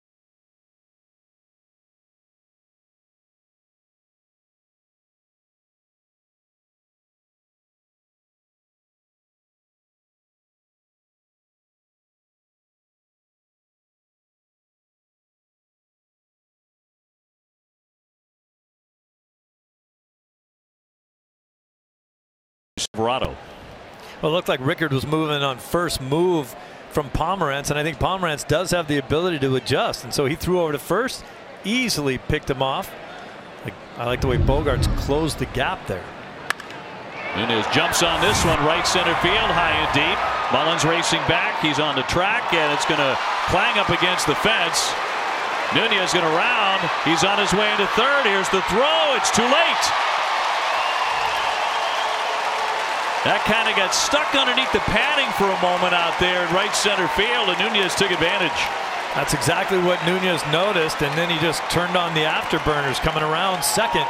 Good turn at second base. That propelled him right towards third and straight into third with an easy sliding triple. See that ball up in the zone, just takes it the other way. No one can make that play. Then it bounces around. Jones had to go in there to get it. Yep, Eduardo with a 2-run homer in game 1 and a triple here in game 2. Ran out from under that helmet. That'll bring up Butler, who struck out first time up. Infield has come in. There's a high fly ball that is deep to left. Rickard back. He will make the play on the warning track, tagging up Nunez. He is coming on in to score, and the Red Sox have tied the game. Butler picking up the RBI. That's a good feeling for Danny Butler right there, getting a chance to contribute to this team. Made his first start of the season yesterday and gets the next start today in the second game of the doubleheader. Jumps all over a pitch. Gets it out there to left field. You know, he was kind of hoping that would blow right out of here, I'm sure. Yeah. Not quite, but he picks up the RBI. Lenny DiNardo with us in the green room. He said, I'm not going to join you guys unless you tie the ball game. So 2-2. And Lenny, I know how impressed you were by JD Martinez stepping up and doing what he did after going 0 for 4 in game 1. Guys, you don't want to give JD Martinez 10 chances to get a hit. And I tell you what, he didn't have any hits in the first game, so odds are in his favor that he's going to get a hit. That third pitch of that at bat was a slider, and you can tell by the look on his face that he missed it. And what did he get for the 10th pitch? That same exact slider, and he took advantage of it. Yeah, I think you're right, Lenny. You can't give him 10 opportunities. He's seeing everything you've got. He's fouling off your nastiest pitches and just waiting for you to make a mistake. Showing a ton of patience, too, and a couple close pitches. Lenny, thanks very much. Thanks, guys. See you guys after the game. Red Sox 2-2 here with Baltimore. Jackie Bradley lined one off the pitcher first time up. Got Ramirez off the thigh. And then carry him to third. Nunez would throw him out, but he hit that ball sharply. After hitting a pair of home runs in game 1. JD Martinez, number 36 in the 4th inning tonight. And the 3-1. And Jackie will take a walk. Not even close. So you can feel a shift here, and Martinez started that with his blast. Nunez with a triple, Butler with the RBI. Now JBJ is on, and Mookie Betts about to climb in. On the night, 1 for 2 with a base hit. McDowell, pitching coach, out to the hill. I think they're going to have to start watching him very carefully. You think probably a good time to get somebody up there in the pen, get them going, because this game won't be long for Ramirez. Well, he only lasted 4 1/3 the first time he faced the Red Sox in his major league debut. Went 5 the next time. And he's right at 4 1/3 again. His last start, as mentioned, just an inning and 2/3. Cody Carroll, right-hander, loosening in their bullpen. Nunez with the triple and a run. Really like the way he's running. That knee obviously feels very good. Much better now, and we knew early on it wasn't completely healed. It was still bothering him. It was affecting him defensively as well, and it just took a while for him to settle in and get healthy. Mookie with 2 career home runs against Ramirez. That's a strike.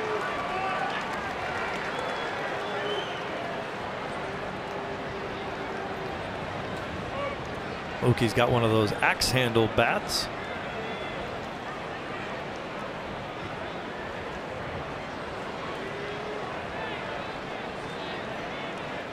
Brock Holt on deck, and scooting back in Jackie Bradley. Red Sox have tied it at 2.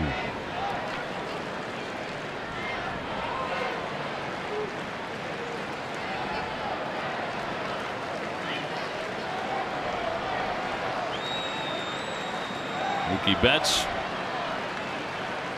with a 0-1 pitch, and fouled that one back, a mighty cut.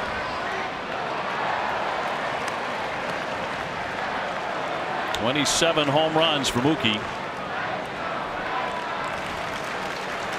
Third time through the order now. That's generally when the Red Sox will start hammering that starting pitcher. The fifth inning, as Adam Pellerin told us in the first game, is the inning they score the most runs. There goes the runner. Big jump. Here's the throw down. It caroms away off into shallow center, but Jackie will hold after the stolen base. So it's the second one for the Red Sox tonight. Excellent jump. Good crossover step from Jackie. Take the peek in. Slide in there. Just didn't know where this ball caromed off to. I don't think he could have got up and went to third. Red Sox now with 93 stolen bases through 118 games. It's the second most in the live ball era. Percentage up around 83%. It's Bradley's 12th stolen base on the season, and he has not been caught once. He's thinking about going to third. That was the catcher yelling at Ramirez to step off. Bradley was getting a big walking lead out there, and he wasn't stopping him. Joseph noticed it and said, step off or else he's going to keep going. One out. Here's the 1-2. Lined up the middle and caught on a lunging play. Outstanding play there by Peterson. Jackie Bradley back safely into second.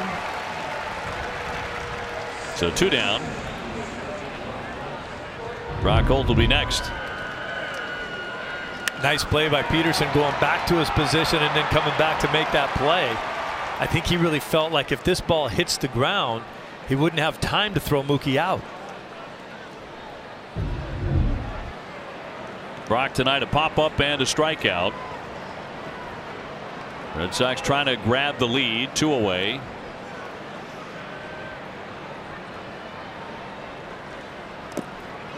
And a good block there by Joseph. Stay tuned after the third out for the mid-fifth studio show with Mark James.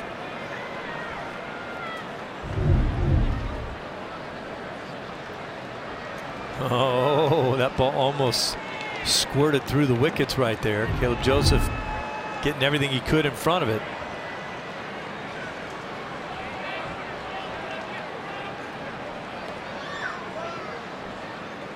Ramirez with a 1-0.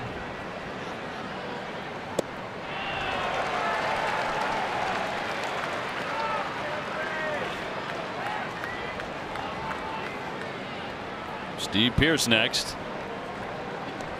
The pitch count getting up there for Ramirez, up to 86 now. Got to be fairly impressed with what he's been able to do to this Red Sox offense so far. Especially his changeup.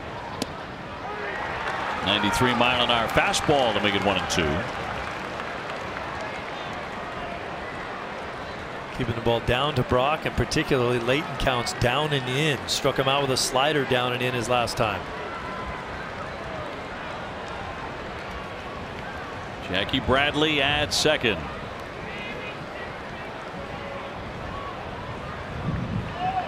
Red Sox took game 1 today 5-0. And after winning game 1 19-12.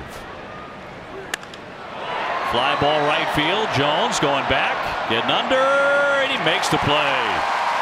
Trailed it a bit, but he hauls it in. Red Sox have tied it. Time now to turn it over to Mark for the mid-fifth studio show.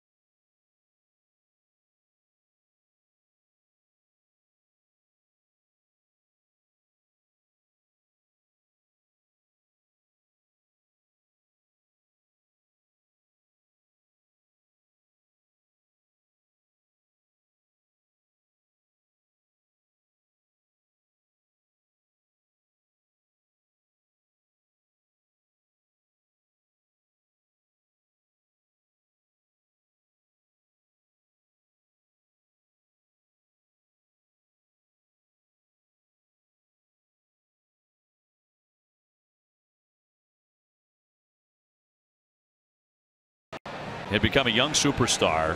He was like New York's other superstar along with Derek Jeter around the same time. And within the back, those awful back injuries and the surgery and everything else, trying to make it back one final time. He's a fantastic player that had his career shortened badly by tough injuries. So we're at the midway point onto the bottom of the 5th inning. VR running up to bunt, but he fouls it away. He's gone 0 for 2. VR does not like to stand still in that batter's box. He runs up to bunt.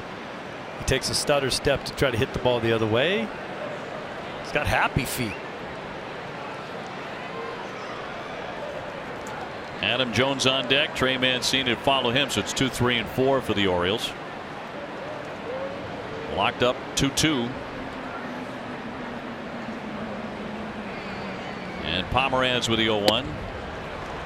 Went for it. That's a miss, and the count 0-2.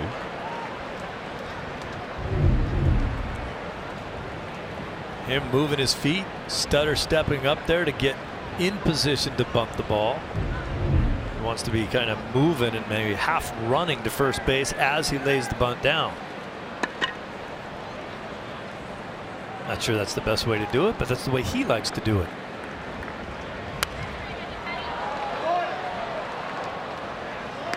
You remember him in game 1 when he took that little stutter step and then tried to hit the ball hard the other way, fouled it off, but he's moving all over the place.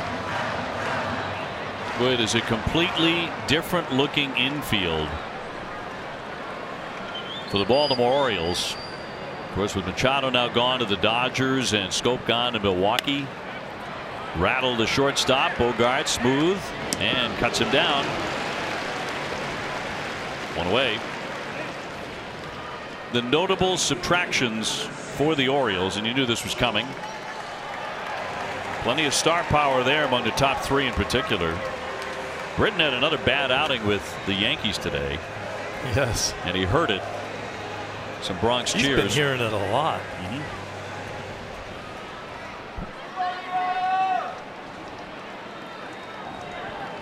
We talk so much about offense on this ball club because they're so powerful.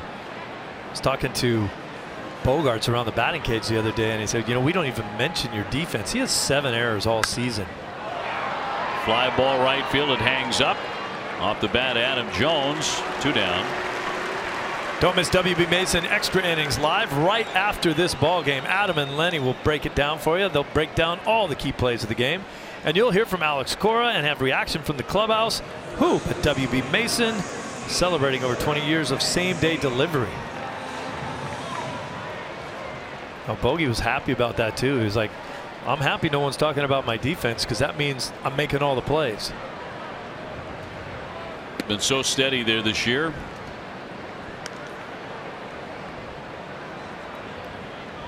Red Sox with a .987 fielding percentage. It's tied for 2nd in the American League behind Houston. Mancini's gone 2 for 2 last time up an RBI single.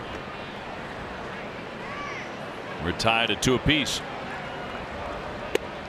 And the strike.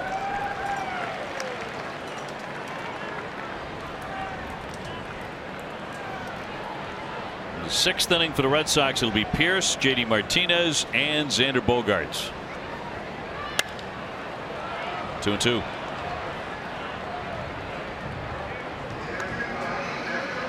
Red Sox head to Philadelphia on the train after tomorrow's day game, and they'll have Monday off. And a quick 2-game series there against the Phillies. Got a good ball club, as we saw in Boston.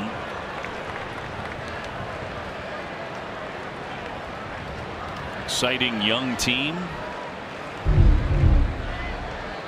They started play today dead even with Atlanta at the top of the division in the NL East.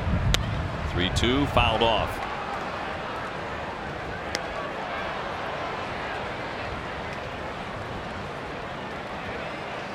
And a lot of people, observers of the NL East, waiting for Washington to get rolling. Are they going to be waiting until the season's over?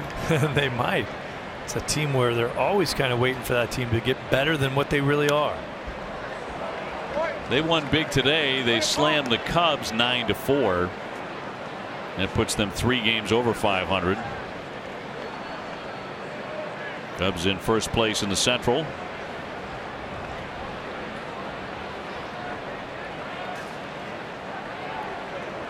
Pomeranz a 3-2. And he missed in. Did not get the call on that from the home plate ump Wendelstedt, who's been inconsistent. That looked like a pretty good pitch. That was an 8-pitch walk, and that looked like a strike. Top of the strike zone, up and in. It's right about belt buckle, wasn't it? The higher ones he's tending not to call, but strike's a strike. So here's Davis, who's been hit by a pitch.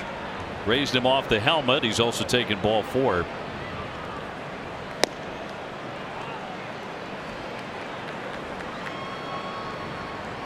Mancini on with a walk. He has reached base 3 times tonight. Davis trying to do the same thing.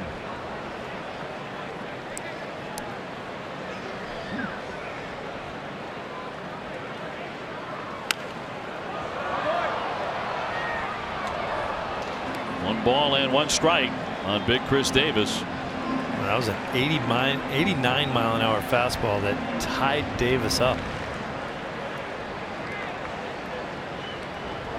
With it, batting average is glaring 161, but it's been tumbling the last 2 years. 221 and then 215 last year. It's really bottomed out. In there for a strike. Example of a hitter who got off to a bad start, and he went right down the well. Never did recover.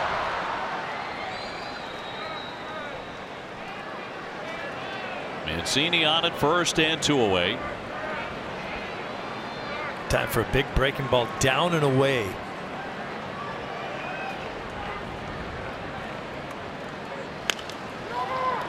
Right to the first baseman Pierce with the stab and the out.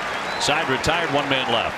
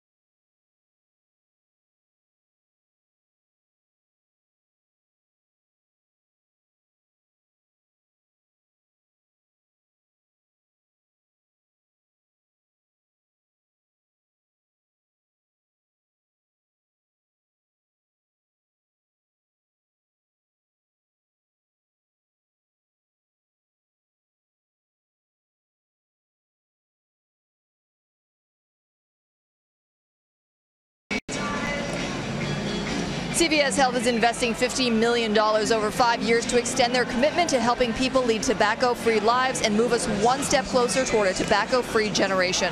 Learn more at cvshealth.com/be-the-first. OB. Karen, thank you very much. New pitcher now. 6'5" Cody Carroll, who they got from the Yankees in the Britton deal. And was just called up on the 31st of July. Recently suffered his first loss in the big leagues against Tampa Bay. So 0-1, a 675 earned run average. And it'll be Pierce, JD Martinez, and Xander Bogaerts. JD with a home run tonight. His 36th, #1 in the major leagues. An appeal to first, but no swing.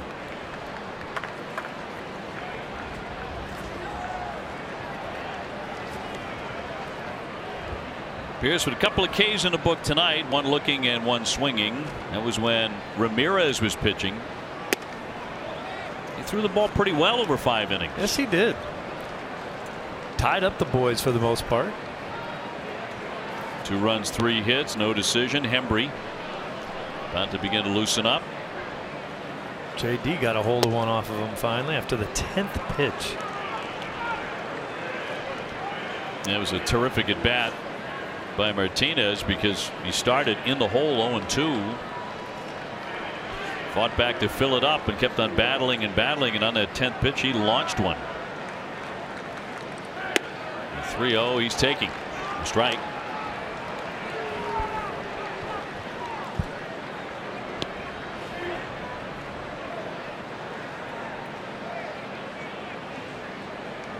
Day-night doubleheader in Baltimore. Here's the 3-1.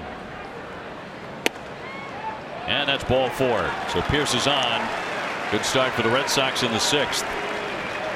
It is time for a game break brought to you by Jordan's, the furniture store of the Boston Red Sox. Here's Adam Pellerin.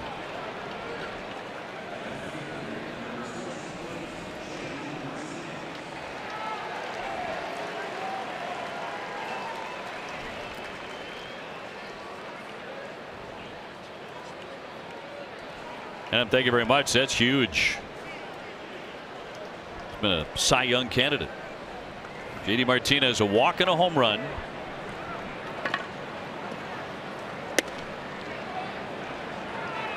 JD Martinez, over his last 11 games, he's got 11 extra base hits. Imagine being so good that every day you go out there, you're going to get a double or more.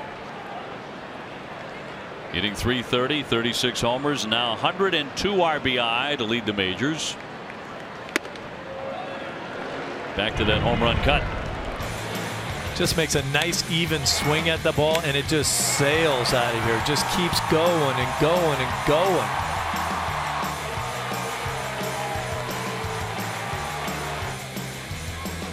Brock Holt waiting to give him the hug. 2-1.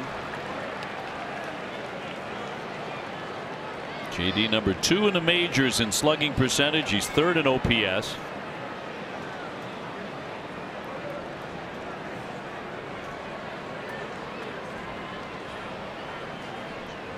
Bogaerts next. And he has the count his way. See Carroll with good velocity, but a little trouble finding the strike zone here early. 3-1.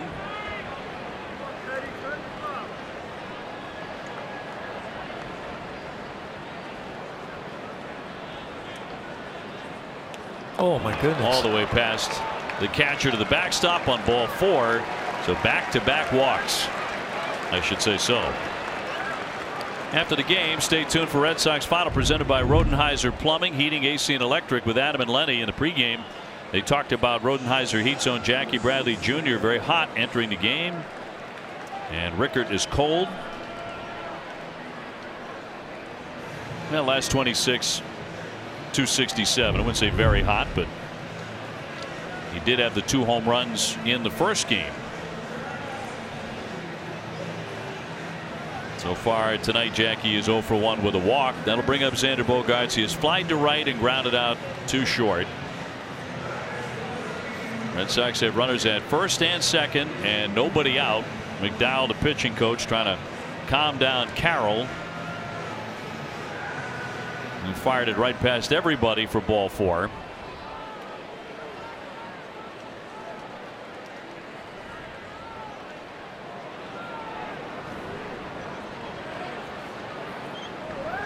That's what you call yanking a fastball right there. Yeah, slightly. Yanked it so far your catcher couldn't even catch it. And the first one to Xander is taken for ball one, so you got to be patient with him. Much like Castro when he's come in out of their bullpen. There's that yanked fastball there. Plus he's got some giddy up, a little extra velo. It's pretty tough to get over there and catch it if you don't throw it in the right spot. Drops in a slider for a strike. Xander in game one, 3 for 4 with a stolen base. Tied up 2-2. Red Sox threatening in the 6th inning with nobody out. And he fouls that one off of the catcher's face mask.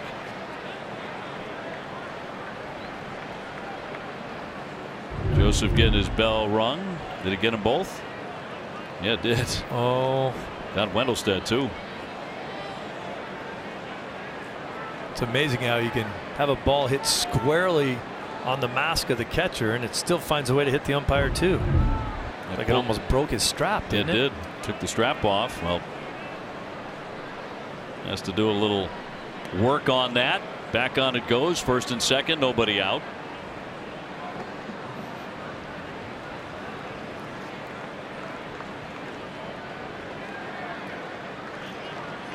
And a lean right-hander with a 1-2. 96, top end of the zone, and he got a piece of it to hang in. I like the aggressive lead off of first base that JD Martinez has had. He's not a fast base runner, but he is a good base runner. And he could put himself in position to maybe beat a throw to second base on a potential double play ball. You see him creeping all the way out there. Gives him a chance to get an excellent jump. 2-2. That looked like a pretty good pitch, but well, because he missed location by about 2 feet. He went from one side of the plate to the other. Wendelstedt sees where you're set up. That's where he's looking for it. He's not going to give you the strike on the other side. Fouled back, although he has not had a very consistent evening.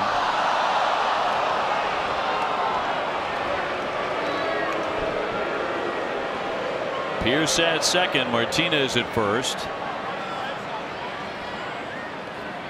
8 of Xander's 17 home runs have come with multiple runners on base. And I don't think Carroll can throw him anything else but a fastball here. Can't afford to walk him. Oh. And a notion, he did not go for it. Now he loads it up. Loads up the count. 3-2. Xander was looking dead red, didn't get it, was able to lay off.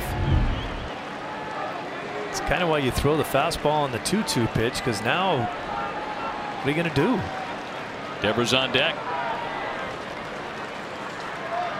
3-2 coming. Checked his swing on what would have been ball 4. He fouled it away. Yep. Xander wanted to know, and he's been told it was ball 4, but made contact. Pearson, Martinez getting their leads. And Carroll's 3-2 again. And a ground ball to short. BR to Peterson. Got one there on to first. And they will turn the double play. Safely down to third is Pierce, but now 2 down.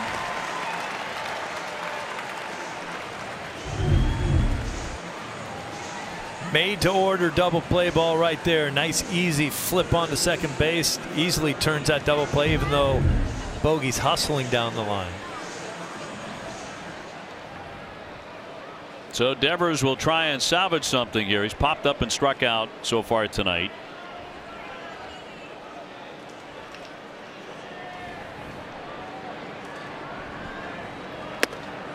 That tied him up at 97. 0-1.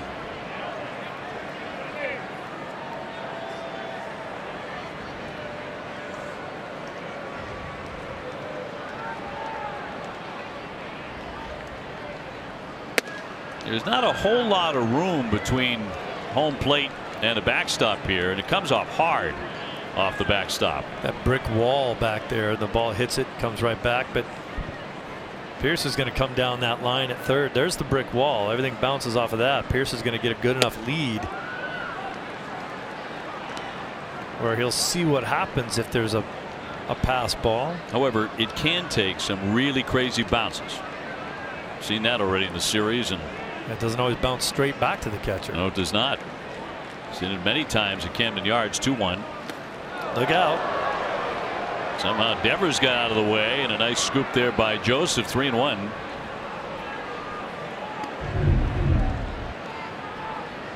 Devers, happy feet, get him out of the way.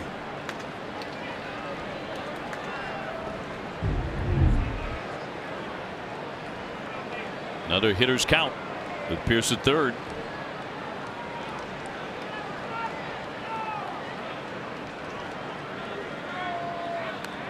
All the way to the backstop. Here comes the run. Here comes Pierce. That one went into the screen. So there was no carom, and the Red Sox lead it 3-2. We've seen him yank a fastball so far to the left that his catcher couldn't get a glove on it. And now he air mills this one so high it goes over the brick wall. Whoops. He had no chance of catching this ball, and then you have to chase it all the way back there. Pierce can walk home. Red Sox in front on a big league wild pitch. Kind of sensed that was coming, didn't you? He's been all over the place. Makes it hard to hit sometimes when a guy's like that too. He's never around the plate. You feel like you're back in A ball.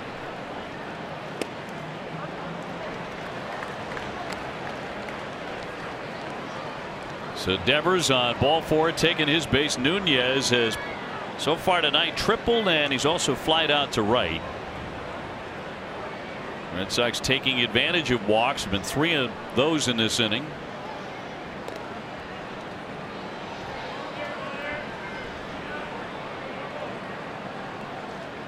And the Sox in front with a little helping hand.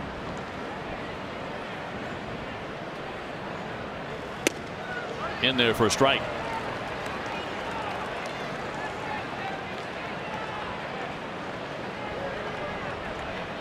Red Sox getting a run here in the 6th inning without the benefit of a hit. Yeah. We're a small ball team. We manufacture runs all the time. Right. 0-2 and a liner into right field. Jones coming on though. Well, grab that to retire the side, but the Red Sox are in front 3-2 over the Orioles.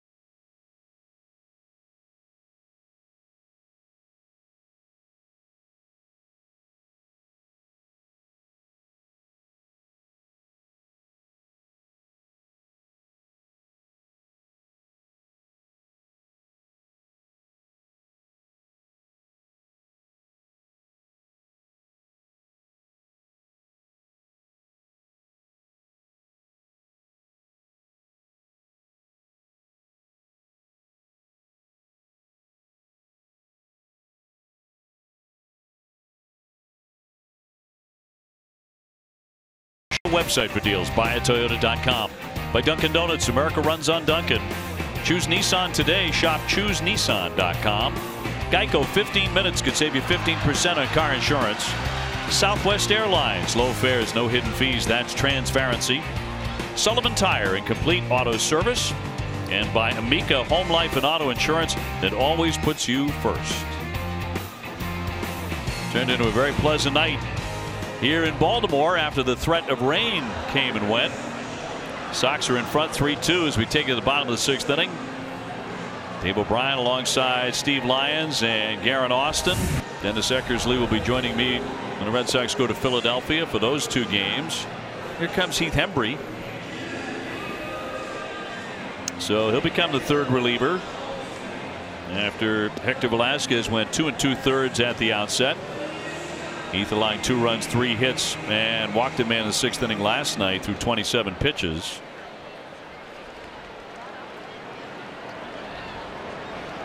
Drew Pomeranz has been impressive out of the bullpen again this evening. And as we mentioned, nothing new for him. 60 appearances in his career, an ERA of 2.07 out of the pen. Very good numbers. Renato Nunez to lead it off. He's doubled and walked tonight. Low scoring game, low hit game. At least so far. Pomeranz came out of the pen yesterday, came in and got the win. He's in the line for the win tonight. Rather hawkish. Well, you know, that's the life of a reliever. Vulture. You said vulture. I said hawkish. Yeah, well, you know, and I wouldn't even call it a vulture because, hey, he came in and did his job in a situation where a couple other guys were faltering a little bit. He came in and stabilized things. The Red Sox scored a run. They've scored a run in the last 3 innings. I just think it's nice to see a left-hander come out of the bullpen. It's an oddity. It's an oddity to see a right-hander start a game and yeah, no lefties out of the pen. By the way, it's working pretty well. Oh yeah. 83 and 35. Now we started to balance things up a little bit with Eovaldi and Porcello. Here's the 2-1 to Nunez. Good pitch.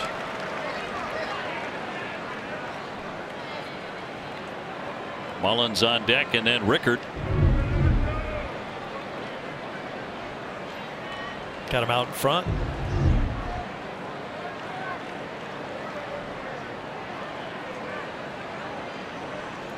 Hembree looking to fan the leadoff man in the inning. Got a decent crowd here for game 2. And maybe some fans made up their minds they're going to come out when the weather and the forecast really improved. Many thousands of Red Sox fans in the city for the 4-game weekend series. Here's the 2-2. And a high fly into left field, but not all that deep. Martinez is there. Nunez gone, 1 away. Well, the Red Sox end of summer family pack is back this year, August 20th through the 22nd. With this special ticket offer, you can take the whole family to Fenway and get free parking at the Prudential Center Garage, a free Boston Duck Tours shuttle ride to and from Fenway, a free hot dog, and a free fountain soda with every ticket. That is courtesy of Aramark. For more info, just visit redsox.com/familypack. You read that with such enthusiasm and passion, and I realize why. Free stuff. Who doesn't love free stuff? I got out over my skis on the fountain drink there, though. Yeah, well, you'll get another shot. So you handled it very well. Mullins is 0 for 2 in this one. A quiet night so far after a very noisy major league debut, ripping 3 hits. Sox ahead 3-2, 6th inning.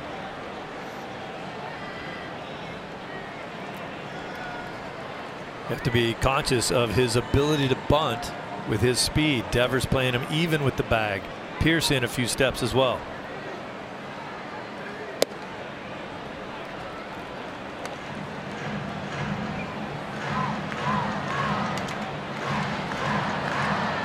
Hitters that can run love it when the defense has to adjust to their abilities. It gives them more of an opportunity to hit the ball through the holes in the infield.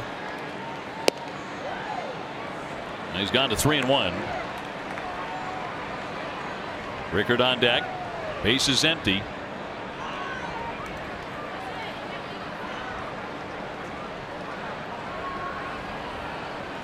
Red Sox in the 7th have due up Butler, Bradley, and Betts. And that'll be outside for ball 4. So Mullins will be on with 1 down. And they've got the tying run aboard. Take on your day the sweet way with Dunkin's new brown sugar cold brew. All the boldness you expect from cold brew coffee, sweetly balanced with brown sugar. Price and participation may vary. This is a limited time offer.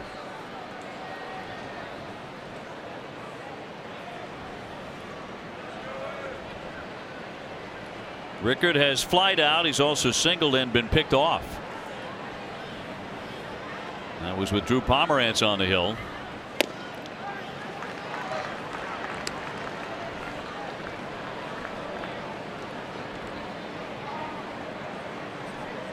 Only 7 hits in the ball game, and the Orioles actually have 4 of them. But JD Martinez has ripped another home run, his 36th.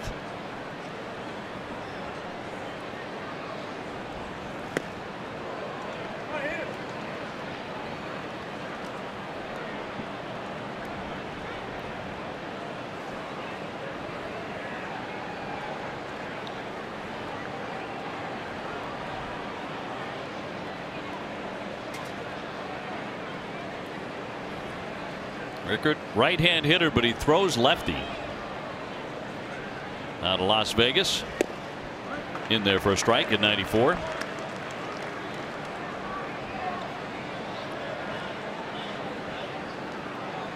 Well, the Red Sox won today 5-0. The Yankees were beating Texas 5-3. But the Red Sox can take a 9.5 game lead if they win this one. And a dive back by Mullins. Heath Hembree starts working very deliberately when guys get on base.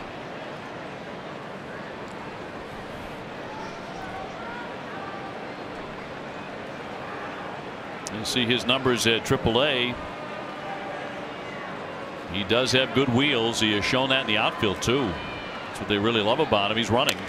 That's fouled away. And he got a good jump. Yep, good thing that ball was fouled off. He was going to steal that base. Hembree is such a big body out there. He's fairly slow to home. Takes a long time for him to get through the delivery and deliver the pitch. Watch the jump there. He's gone.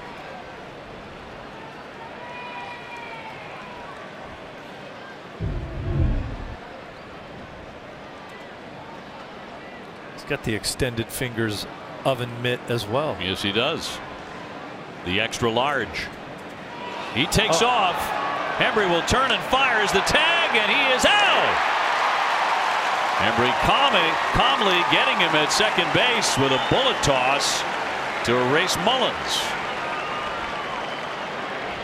Hembree did a great job of stepping off, but then again, very deliberate throwing the ball to second base. No panic there. Bogey had to take a quick slap tag right on the back of Mullins to get him.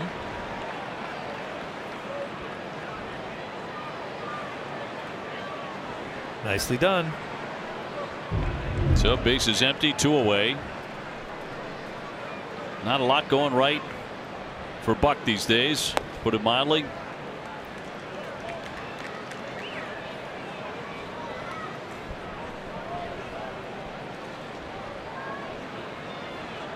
So 2-2 on Rickard.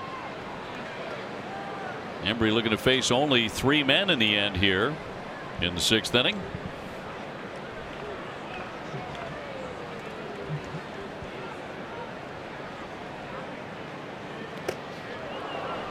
Three and 2.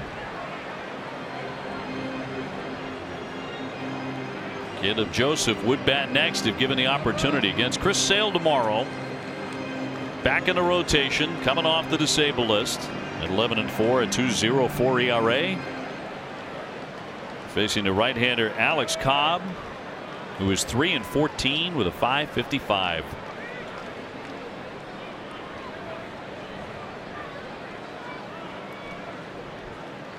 The Red Sox have been able to catch 2 guys stealing in this game, and neither time did the catcher handle the ball.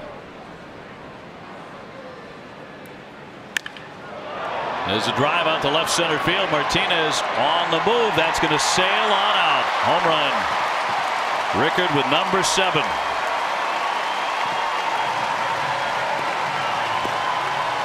So he will touch them all and tie it up with a solo shot.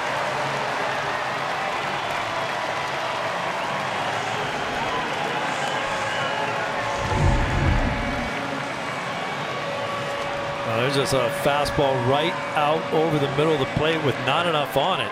It's a good pitch to hit. Embry's had a lot of trouble lately holding down the runs. And that one muscled out by Joey Rickard. So a 3-3 ball game brings up Caleb Joseph, who has grounded out, flied out, 0 for 2. Rickard was one of those guys that was caught stealing without the catcher throwing it, and Mullins caught stealing. That would have been a 2-run homer instead.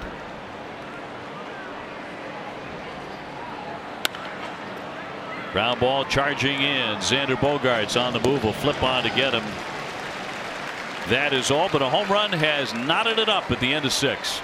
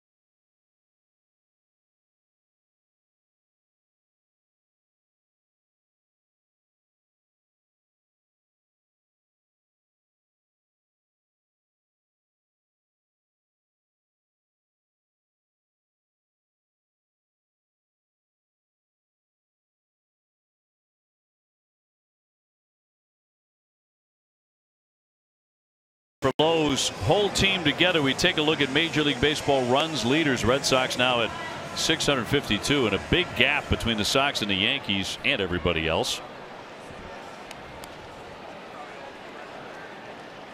Looking for some more tonight, though. We're locked up 3-3 going to the 7th inning here in game 2 of the doubleheader. Mike Wright Jr. will step to the hill now for Baltimore. You got some tall guys out of their pen. He's 6'6". Castro's 6'7". Carroll, who just left the mound, is 6'5". Butler has gone 0 for 1 with a sacrifice fly. He will lead off here in the 7th inning for Boston.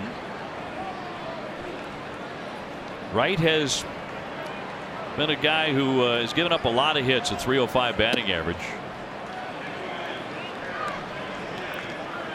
He's one of those guys that when you talk about win-loss records for pitchers, it doesn't really matter. He's 3-0. His ERA is almost 5. He's given up 73 hits and 60 innings pitched. Jackie Bradley on deck. Butler trying to reach for the first time. And after Jackie, Mookie Betts, as Kelly begins to warm up in the Sox pen.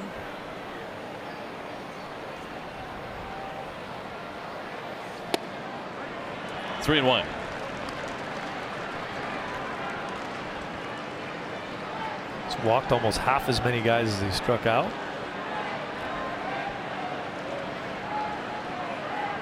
A good count for Butler.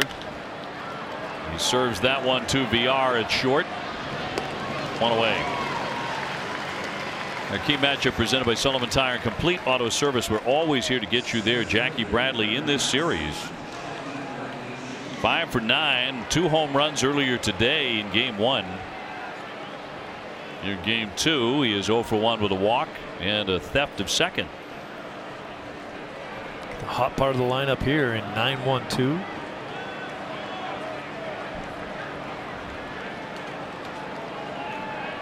We are in the 7th inning.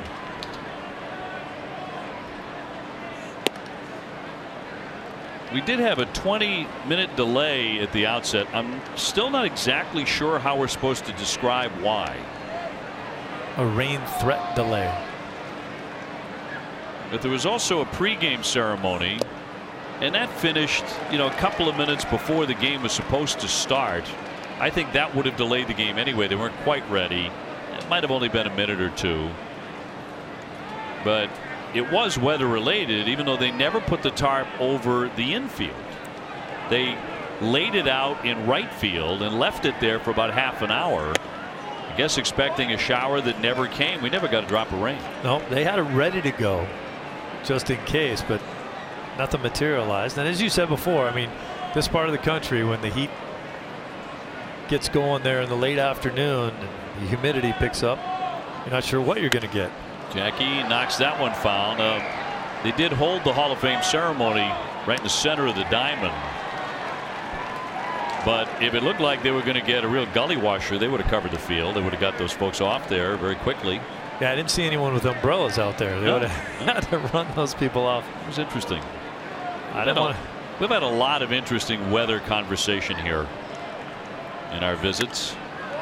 I didn't want to have to see Brooks Robinson run off the field either. There it is. The sun shining on the warehouse there. It was very pleasant. There's plenty of blue sky too. Everybody getting their Hall of Fame jackets down there on the pitcher's mound. Tarp spread out across the outfield. Here's the 2-2 from right.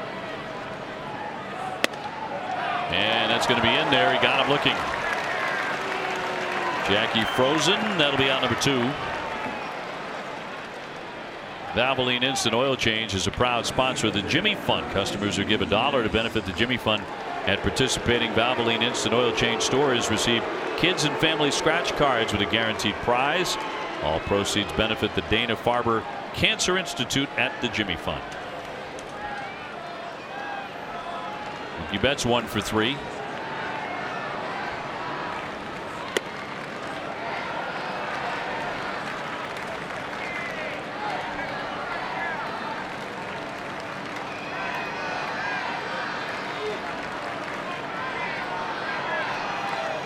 We are tied at 3 apiece. The 0-1 popped him up. Peterson, second baseman, will make the catch, and the Red Sox are done in 1-2-3.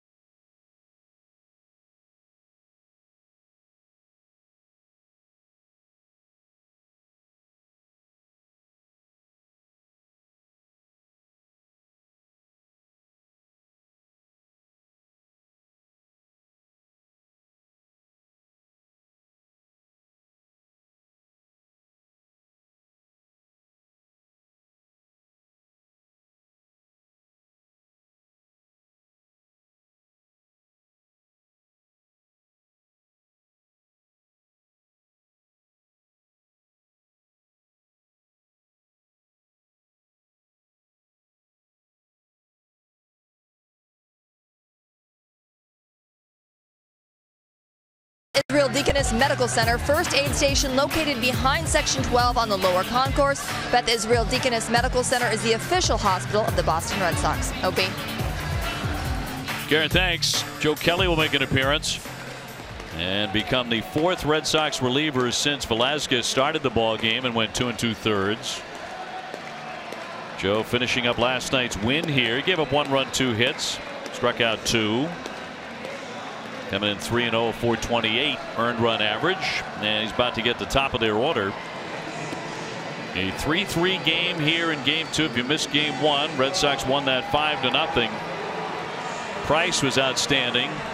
Season high 10 strikeouts over 6 innings, and the Red Sox tossed a combined shutout. Jackie Bradley ripped 2 home runs. Eduardo Nunez had a home run as well. And the Red Sox sailed to a game 1 victory.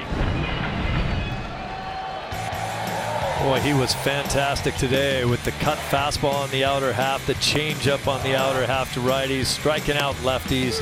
Just did whatever he wanted to do with the baseball today. Excellent cutter, excellent change. And improved to 12-6. Really challenged guys with his fastball after he was deep into the count.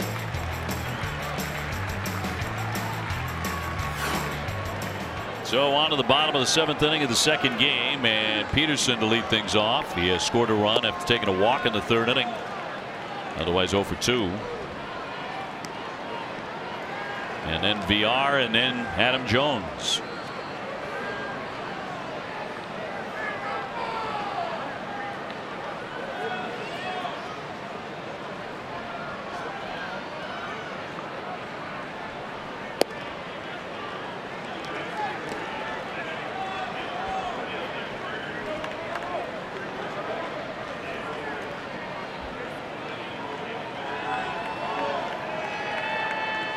Joe Kelly, his 53rd appearance. That's more than any Red Sox reliever. 2-0.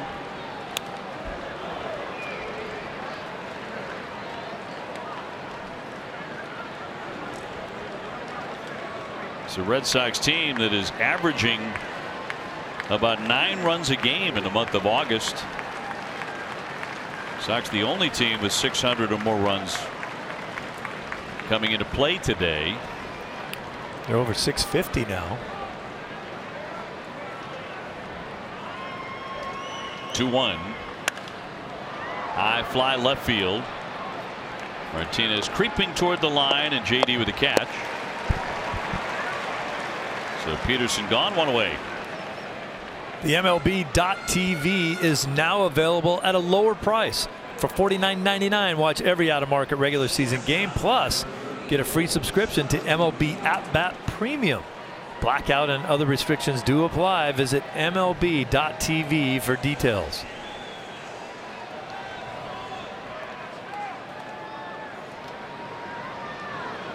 VR's gone 0 for 3. He's hit the ball on the ground all 3 times, twice to second, once to short.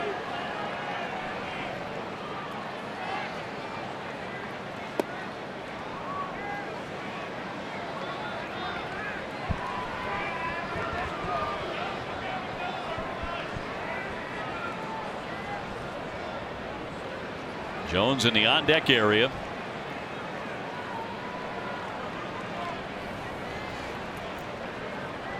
And Kelly's 1-0. And fouled away, 96 on the gun.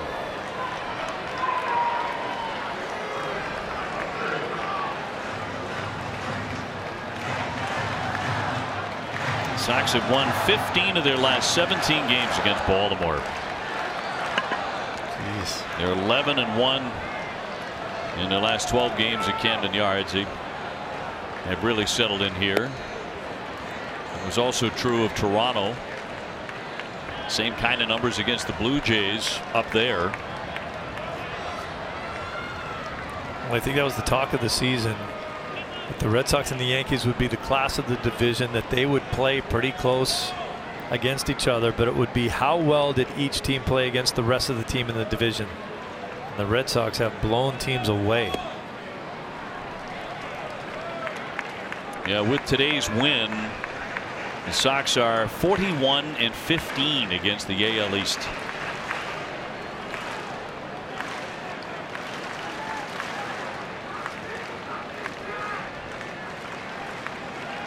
Well, the 3-1 pitch to VR.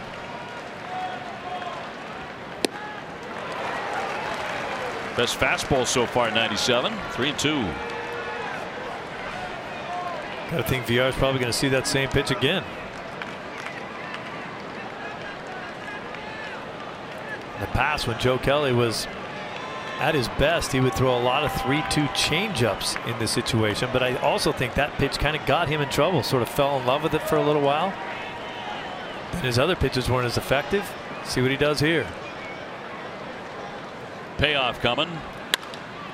Ground ball and through for a base hit. Devers couldn't reach it.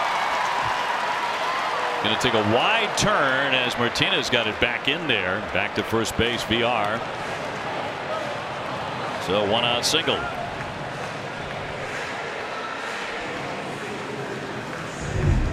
I like the way VR goes out this. He takes a big turn around second base to see if something might happen.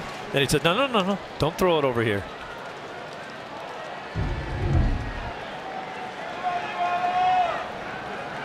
Adam Jones now quiet so far tonight, 0 for 3. He's grounded out twice and flied to right. So base runner for Baltimore.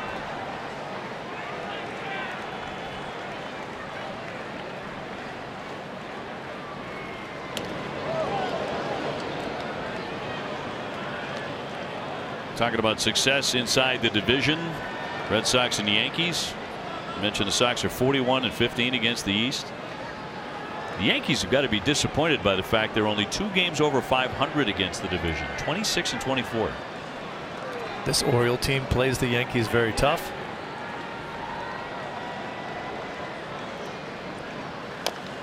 A dribbler foul. I don't think you'd call Joe Kelly a typical ground ball pitcher. He doesn't throw a sinking fastball very often. He's got a guy at the plate in Adam Jones who leads his team in grounding into double plays. He's done it 16 times this year. Well, Kelly ended a ball game in Toronto by getting a double play. Like one right here.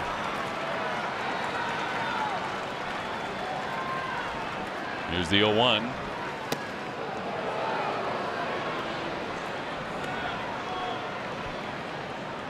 Brandon Workman, Drew Pomeranz, Heath Hembry, and Joe Kelly have all worked in this game now. After Hector Velasquez gave up a couple of runs in 2 2/3. No decision, obviously, for Hector.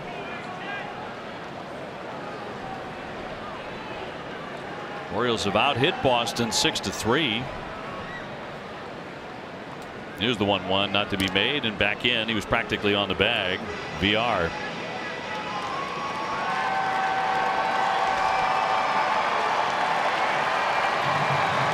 Jones still some home run power. He's at 12.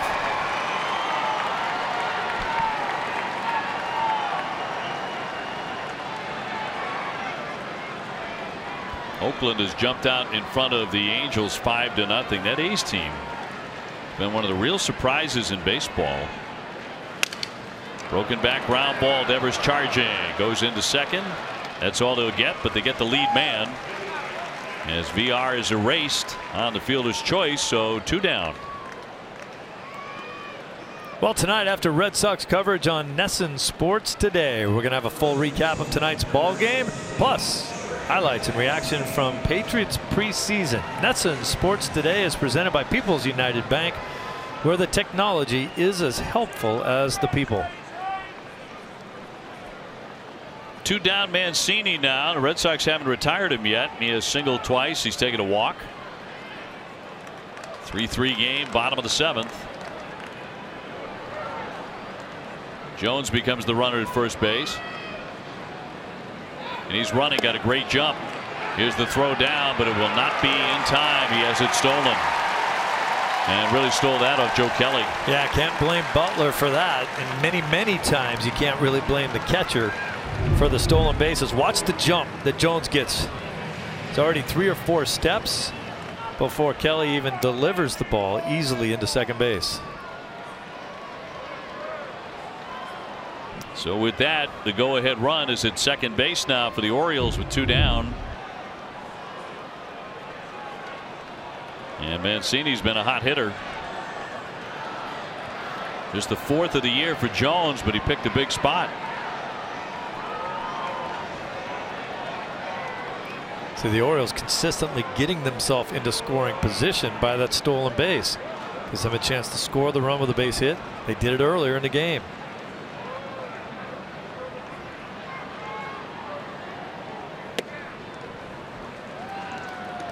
Two nothing.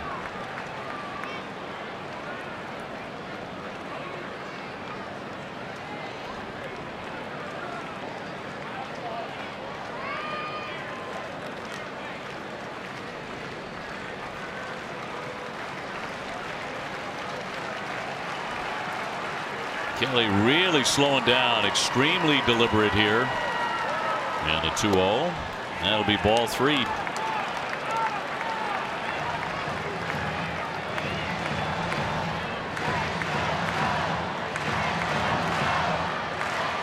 The attendance here for the nightcap, 24,051.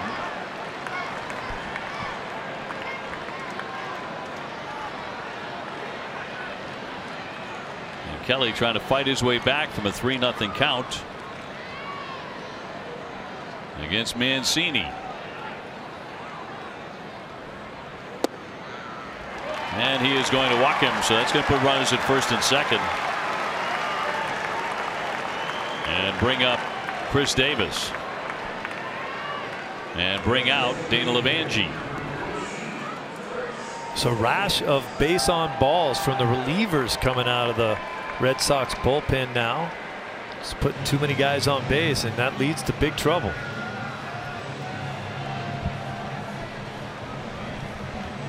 Yeah, Red Sox tonight have walked 6 men.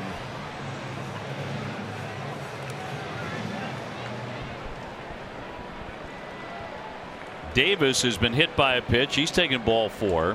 0 for 1 with a ground out.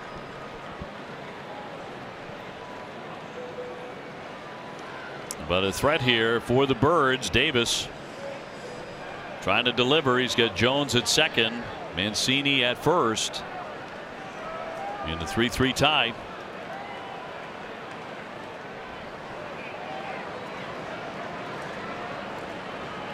Red Sox in a real battle here in game 2.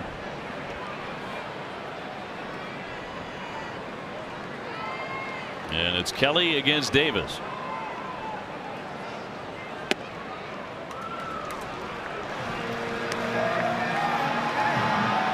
Bogarts has a little dilemma out there at second base as far as where to play right now.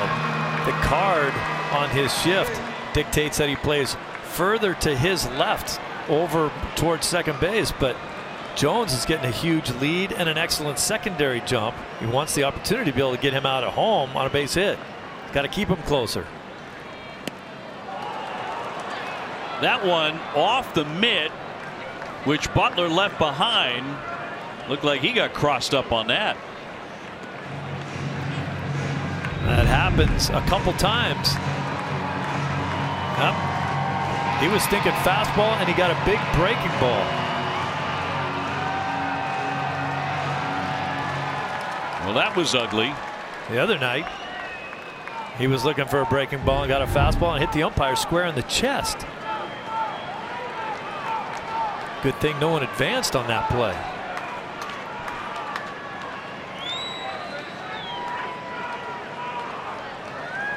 Kelly having trouble throwing strikes too. Here comes the 2-0. Play on at second. He'll dive back in.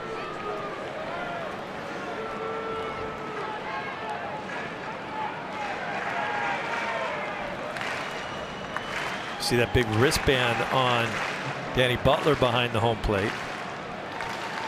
Danny's pretty jacked up. You know, he's pretty strong. That wristband doesn't fit him very well. I watched him try to put it on. He said it wasn't that comfortable, but underneath it has how they should pitch every hitter. The information, sort of like the card that the outfielders carry with them. Big cut and a foul ball.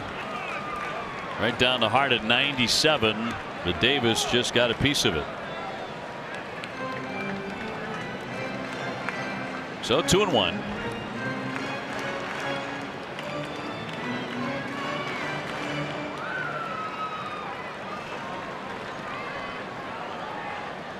Adam Jones and Trey Mancini aboard.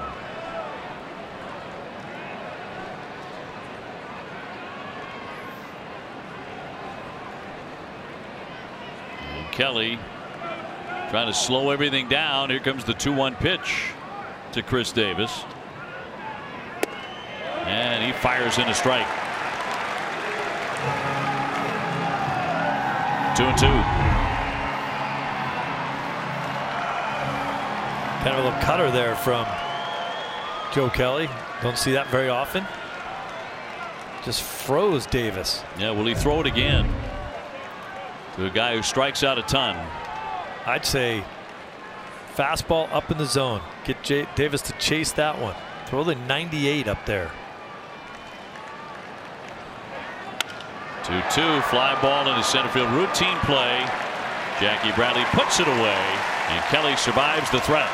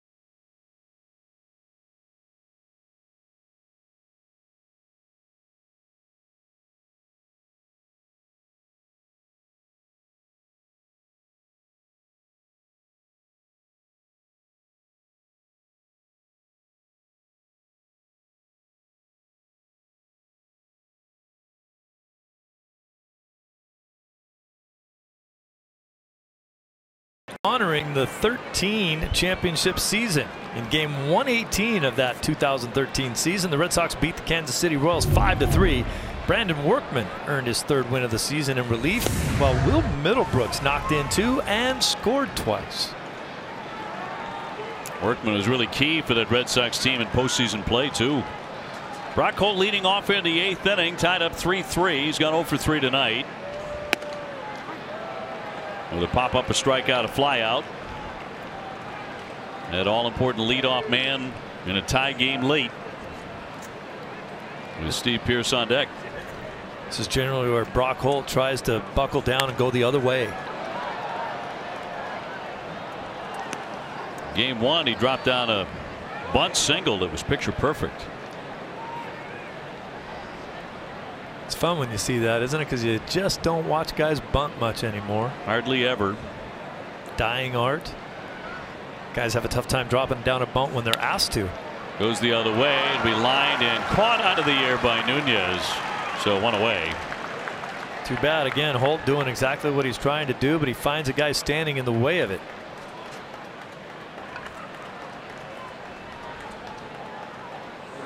Steve Pearce has scored a run. He struck out twice, but when he walked in the 6th inning, eventually got down to 3rd, and a wild pitch brought him in. It gave the Red Sox a 3-2 lead. And Joey Rickard homered in the 6th inning off of Hembree. And that's why we're 3-3. Ground ball base hit up the middle. Pierce on for the 2nd time. Red Sox have a base runner in front of JD Martinez.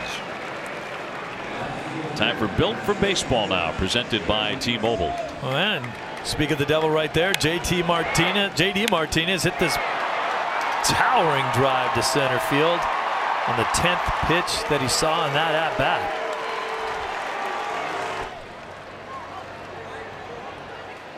So number 36 for JD, who has not been retired in this game. They've also walked him twice. And our Red Sox fans beginning to make some noise here at Camden Yards. Check swing, a foul for strike 1.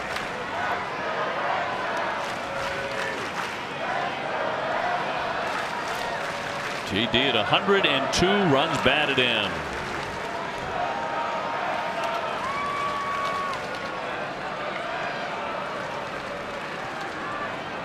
Xander Bogaerts on deck. Base hit by Pierce, just the 4th hit all night for the Red Sox. There's a high fly ball. Did he get another one? Back it goes, and yes, sir, he's done it again. JD Martinez, number 37. He is unstoppable. How on earth do you pitch this guy? And the Red Sox lead it 5-3. His 2nd home run tonight. You keep telling yourself there's a guy on first. I can't just walk him every time he comes up. I got to throw the ball. He can't hit a home run every time, can he? Maybe he can, but certainly he can when you throw a pitch right there. That is not a competitive pitch. That's a pitch out over the middle, something he can handle easily, and he did it again. A 2-home run ball game. Jackie Bradley did that in game 1, but the Red Sox have a little bit of a cushion now thanks to JD.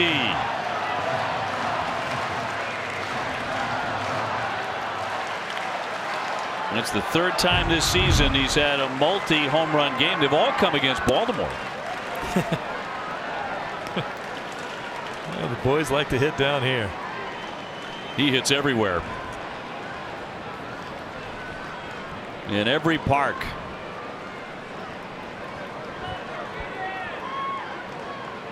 The sensational year continues. Here's the 2-0 to Xander Bogaerts, who's gone 0 for 3.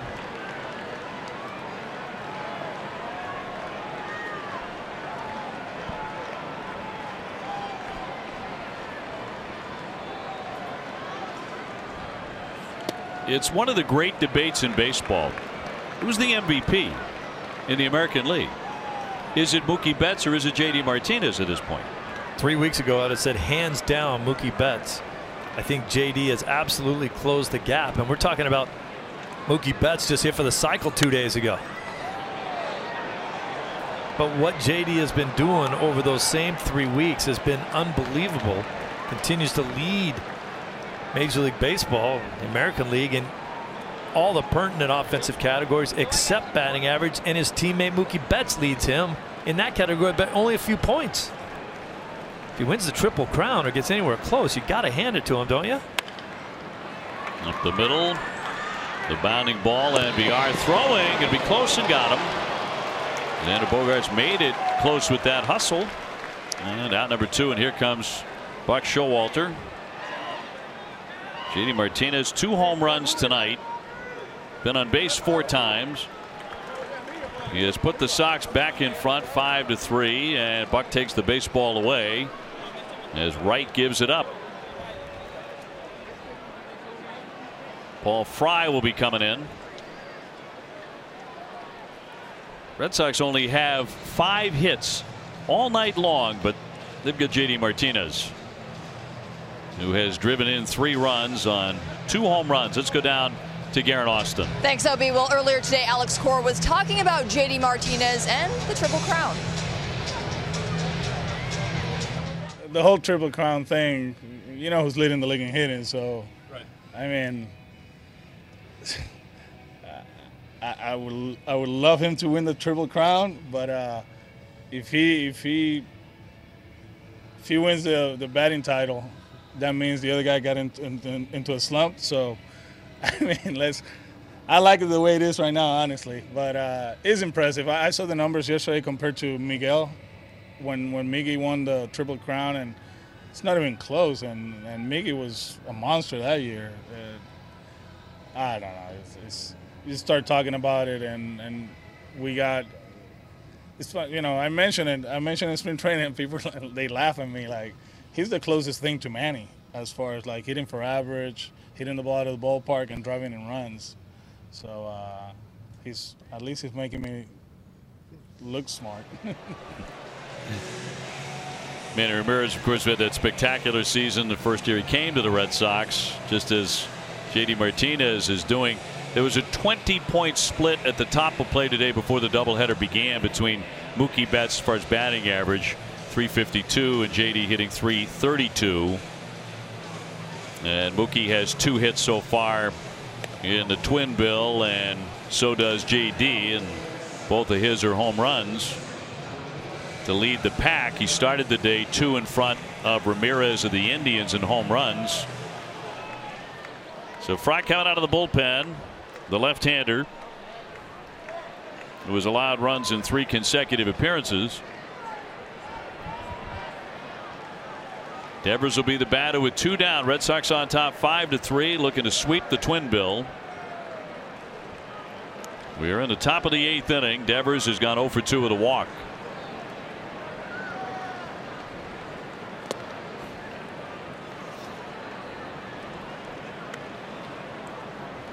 You just can't make anything that looks like a mistake to JD Martinez. And unfortunately, there are too many pitches that he can hit, so virtually anything you throw up there is a potential mistake. It's one way of looking at it. There's so many pitches he can hit. Yeah. And hit out of the ballpark. I mean, I can see that he has like maybe one hole, and that's up and in tight. And people, they try to get in there and get it there. But if they don't, he can hit anything else around that area hard. And we'll take the occasional base hit the other way. But if it's a drivable pitch, can hit that over the fence to right over and over. Seems like when he hits it in the air, too, it goes out of the ballpark. He doesn't miss many. You don't see, oh, he just missed that one. He hits it, they go. 3-0 in there for a strike on Devers. Nunez would be next. One of the things that I'm most impressed with this ball club, though, is we talk about how relentless they are offensively. But even on routine plays, we just watched Bogaerts ground out routinely to short, and he almost beat it out. They keep coming at you, even when they make outs. Ball 4. Devers takes his base. Here's Bogey. This is a routine grounder. Look at him. Look at that. That's all-out hustle all day long from every player on this team.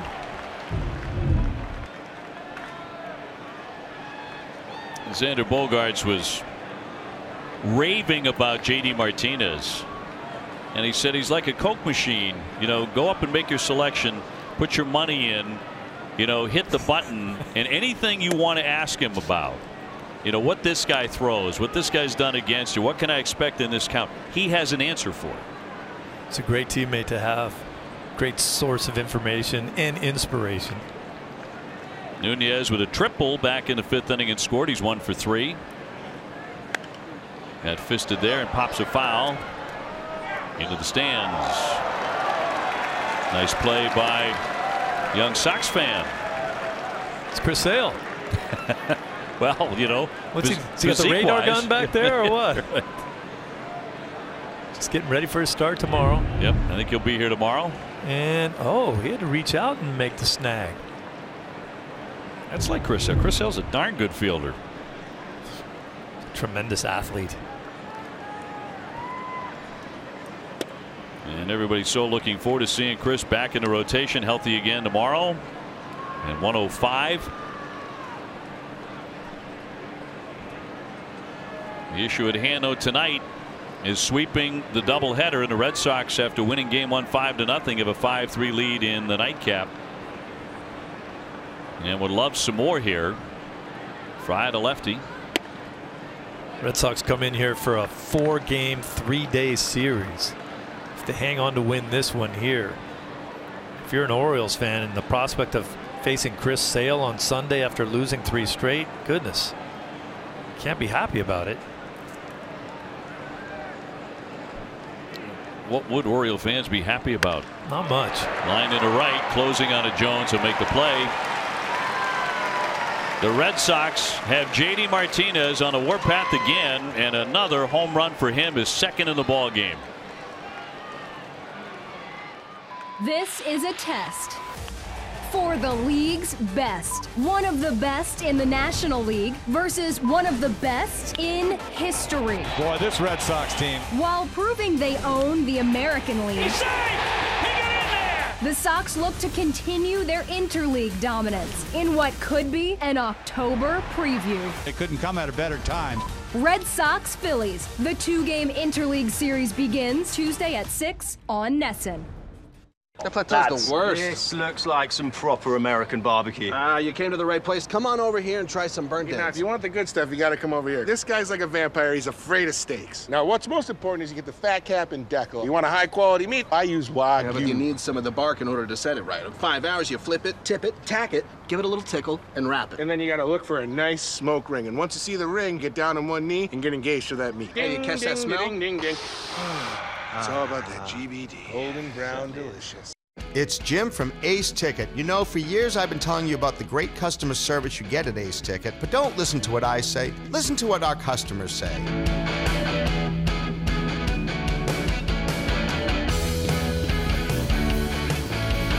Well, it feels great when you read something like this, and this is the service that we're proud of. We know Boston. We've been here for 35 years. We go to the games just like you. We're Boston sports fans just like you, and we're here to give you the tickets you want and the service you deserve. Napoleon is duping us. We can't afford this in our track. You're an nincompoop.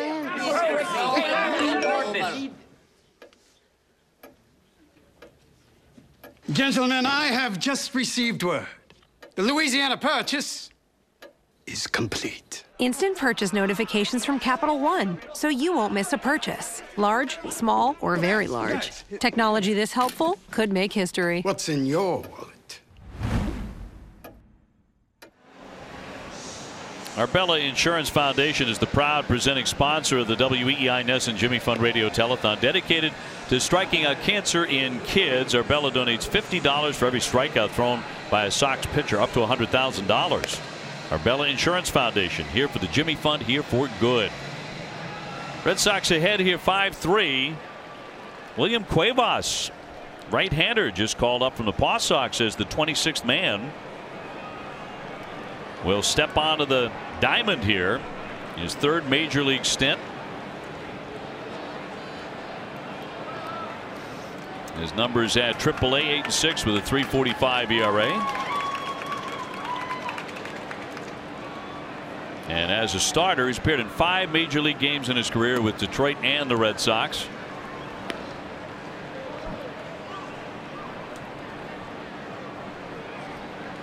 Nunez to lead things off here in the bottom of the 8th inning.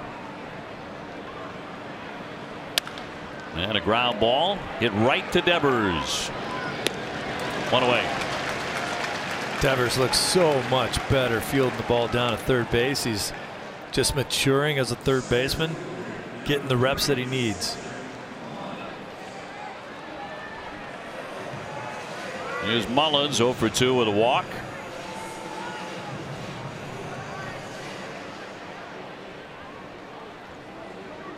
So Cuevas becomes the 5th Red Sox reliever after the starter Velasquez, who of course works out of the bullpen as well most of the time. Red Sox only have 5 hits here in the nightcap. They've scored 5 runs.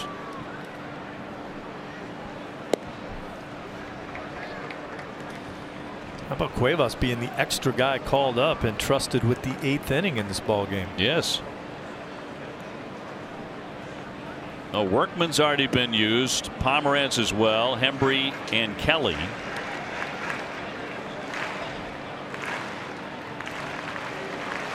See Kimbrel next inning if things stay the way they are.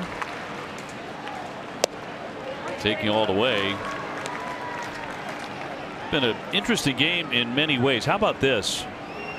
We're in the bottom of the 8th inning and not one Oriole has been struck out. 3-2.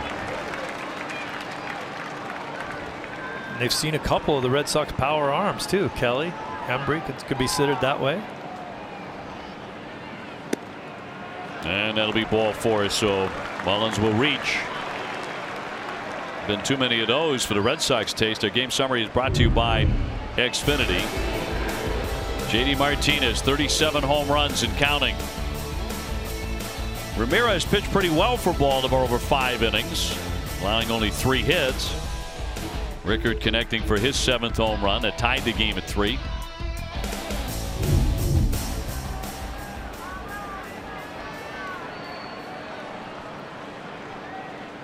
And here's Rickard again. He's gone 2 for 3. He's added a base hit as well.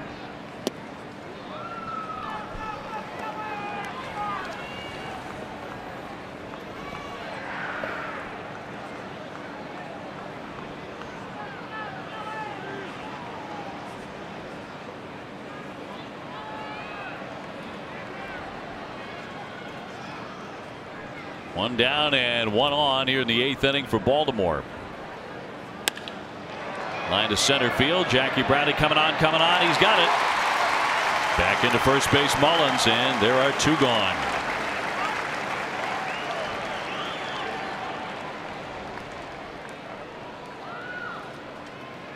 Looks like Trumbo is going to be called on to pinch hit for Caleb Joseph. One of the hottest Orioles going right now is Mark Trumbo. And so Daniel Levangie bringing out the scouting report and getting some help on the hill from everybody else. That's a good visit by Dana right there. Make sure that Cuevas knows exactly who Trumbo is, what he thinks about him, how they think they're going to work him.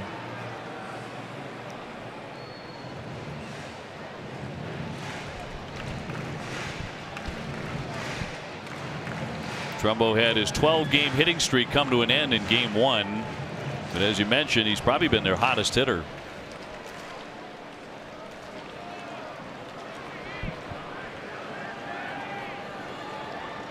Checking out the mound visits remaining. Has anyone come close this season to trying to make a mound visit more than they have? Going to that 7th one? I've not heard that. Are you convinced it's helped speed up the game at all? I'm not sure if it helps speed up the game, but I like the fact that they're doing it just because we don't have to watch Sanchez go to the mound 17 times during a game. Gary Sanchez, when he's healthy, loves to visit. And that slows things down. Here's the 1-0 pitch to Trumbo. That runs in tight. Sox coming up in the 9th inning, scheduled to be Butler, Bradley, and Betts. You might think Mullins might try to steal a base to get into scoring position, but you don't bring Trumbo to the plate to hit a single. You bring him up there to hit the ball out of the park. So in that reasoning, Mullins should stay put and watch him swing the bat.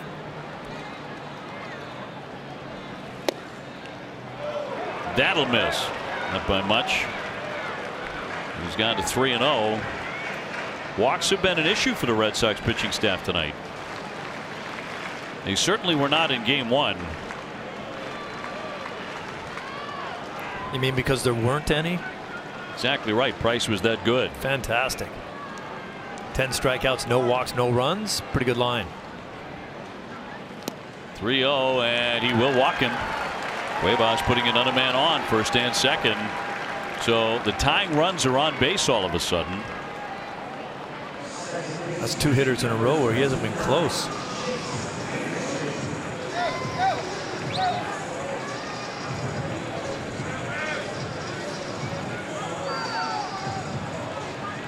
Now they're going to run. It'll be Wynn to run for Trumbo. Representing the tying run. Peterson has gone 0 for 3 with a walk, and he has scored a run. Only one of the walks has come in to score so far. That'll roll away. Runners trying to move up. Butler has no play, and they will both dive into third and second. Cuevas having a lot of issues out there. That'll be a wild pitch. Let's see what happened here.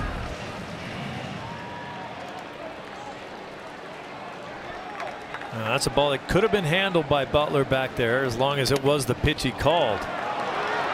We've seen a lot of cross-ups. That didn't look like it was one.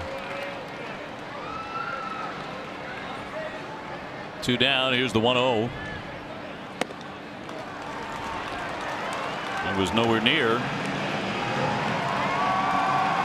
Thornburg and Brazier did work in game number 1. They better start stirring out in that bullpen. Nobody yet.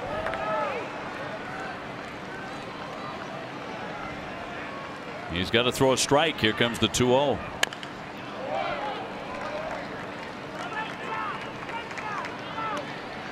Two and one on Peterson. Just a 197 hitter. But he has 2 men in scoring position.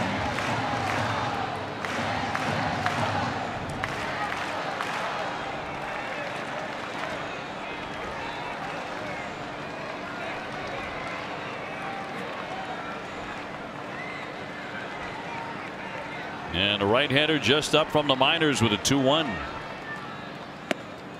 That's a strike. That was a generous call. Peterson can't believe it.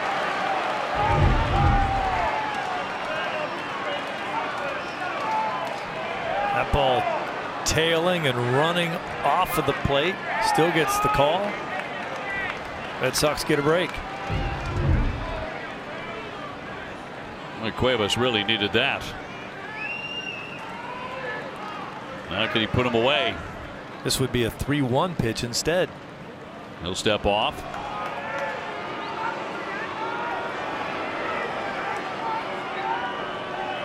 Rickards going to be able to get a huge jump. So any chance the outfielders have of throwing a guy out at home plate, he would be the tying run.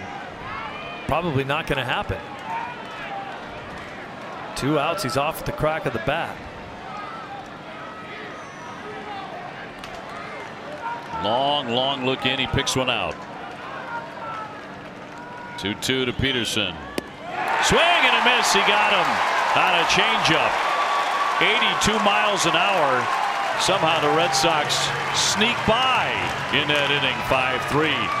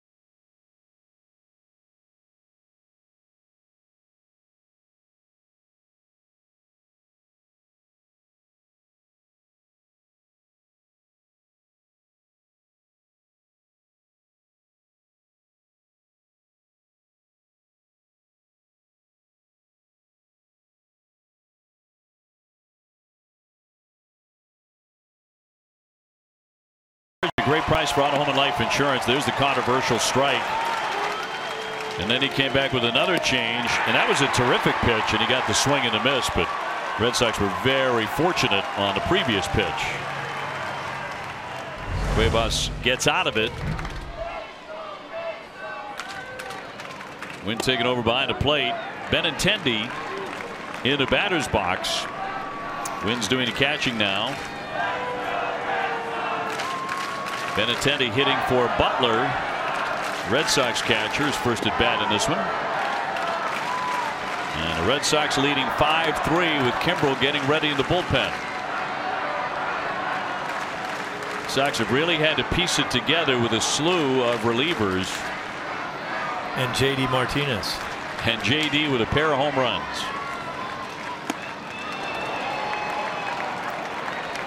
It's something you wouldn't have thought of earlier in the season as you watch Kimbrel getting ready to come into this ball game.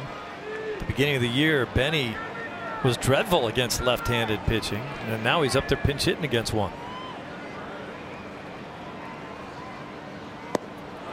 And down he goes hacking. He strikes out. One down in the Red Sox ninth. And Jackie Bradley coming up. Jackie 0 for 2 with a walk and a stolen base this evening. If the Sox can pull out a win, they will improve to 9.5 over the Yankees, which would match the biggest lead of the season for Boston.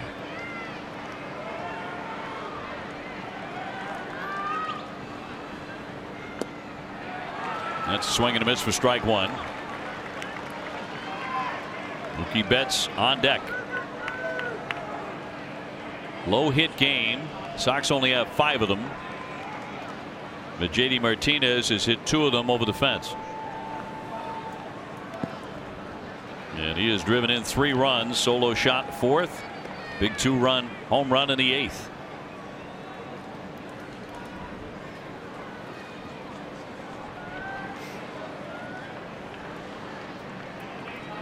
This one has not been easy. Game 1 was a lot breezier. Red Sox won 5-zip. Quicker too. Yeah, this one's been a struggle. The 1-1. Breaking ball snapped in there. Jackie Bradley with 2 blasts in game 1. Got a pitch he liked on the inner half of the plate, and he pulled it at the right center field bleachers. And then he got one that was tailing away from him a little bit, so he just went with that one too to center field. Just pounded both of them. Look out. Inside, that's going to get him. That hit him. Jackie Bradley will take his base. So Red Sox have a base runner for Mookie Betts, who is 1 for 4 with a steal. Well, all those people that piled into the bus to come out and see Jackie play in this game, they saw him hit a bullet up the middle that hit the pitcher, and it bounced right to the third baseman, so he got thrown out. Then he walked, stole a base, struck out, and now got hit by a pitch. They should have come to the first game.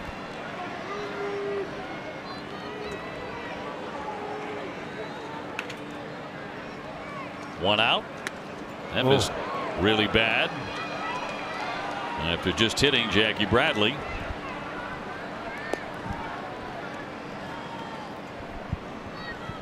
Five runs, 5 hits for the Sox, 3 runs, 6 hits for the Orioles.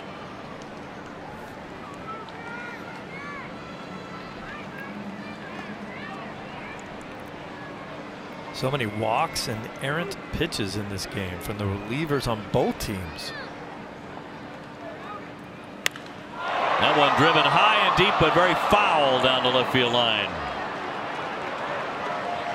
Mookie Betts just a little too quick to that one.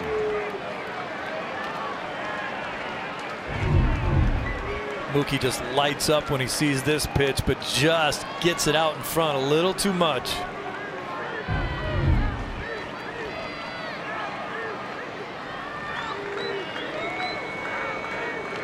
Jackie Bradley on at first. There he goes. Pitch a strike, the throw down. It was the tag, and he is out. Wow. Might look at this one.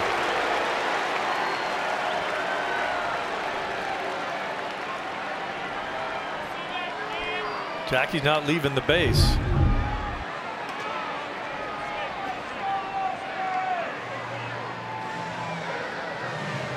Sox have yet to determine if they're going to challenge this. Jackie's still standing out there. I'm not sure that was a strike. And the Red Sox are asking for a review on this one. Now, same thing. Watch when Jackie hits the ground. They just kind of stop down there like the ground is so wet. Like they're diving into clay.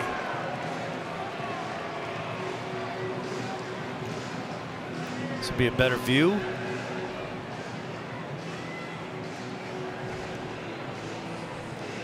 I think his right hand hit the base first. The tag was on his left hand, and by that time, his left hand was on the base. So you think he's safe? I think he's safe. Watch the right hand.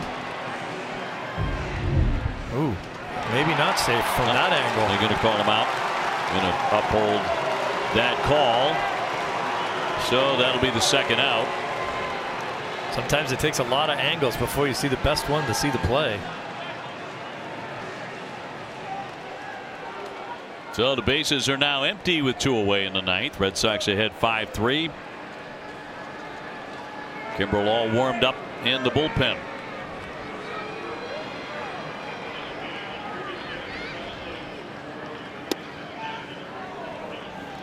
Kimbrel got a most unusual bridge. William Cuevas, the 26th man that you can call up for a doubleheader. They were thinking about calling up a position player, but it looks like it might pay off the fact that they didn't. There's a shot down the line, all the way into the corner. That'll roll all the way to the warning track up against the wall, and Mookie Betts has 2.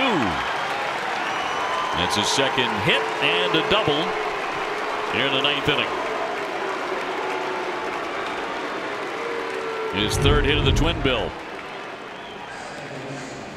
You can't get him out with a pitch like that, man. He lets that thing travel. And he didn't just serve it over there to right. He blistered that thing down the line. It's a hard pitch to get on top of and hit like that. Just another double. 33 of them. Gibbons up in the bullpen for the Orioles. Brock Holt will climb in. He is 0 for 4.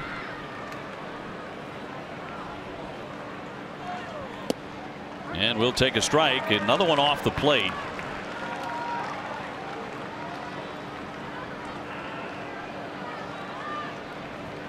No doubt the Red Sox got a huge call in their favor and a pitch off the plate. Betts at second, 2 gone. The pitch that Jackie tried to steal second base on was a big looping roundhouse curveball away from Mookie Betts. That was called a strike as well.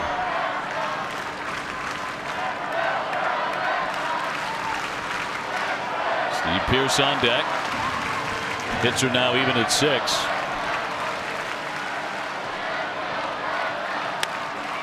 Line shot, base hit center field. Betts around third. Mullins throwing, it trickles in, but he scores. And now Brock Holt will be tagged out as the Red Sox score again. Brock Holt coming through to make it 6-3. Out number 3, and Kimbrel coming on.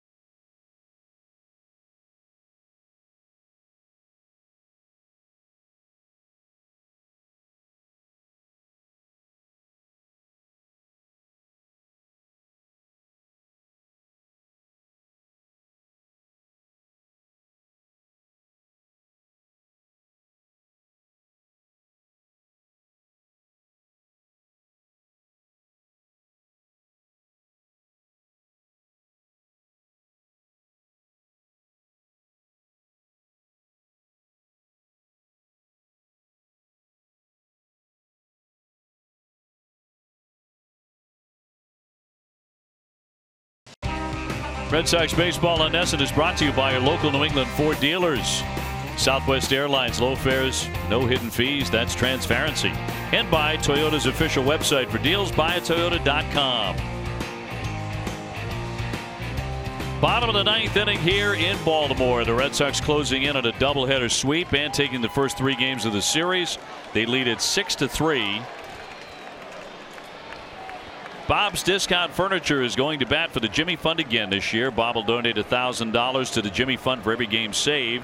Everybody saves at Bob's, the only choice for untouchable furniture value, available in store or at mybobs.com. So Craig Kimbrell on to lock it down. Sandy Leon will do the catching.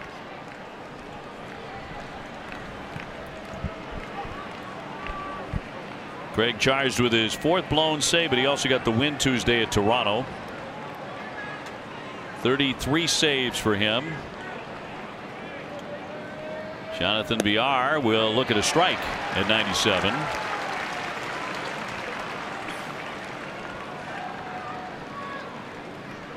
For the Red Sox, 6 runs on 7 hits.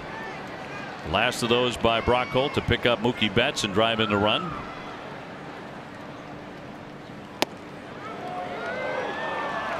Now that looked like more of a strike than the first pitch, but that's a ball according to Hunter Wendelstedt.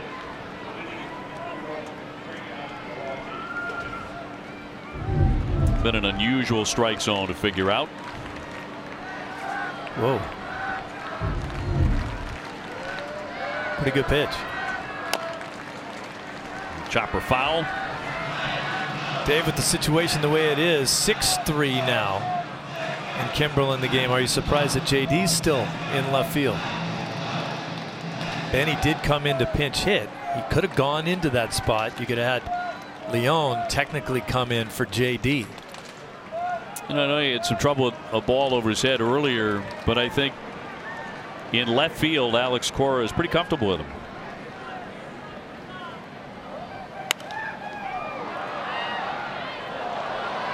.98 miles an hour and fouled away by Villar. Jones and then Mancini to follow. That's 2, 3, and 4 in their batting order.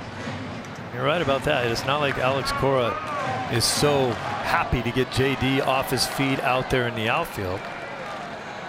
Doesn't make a defensive replacement for JD just because it's late in the game and it's a close one. Has done it occasionally. 1-2 and put him away. Back with a breaking ball to freeze him.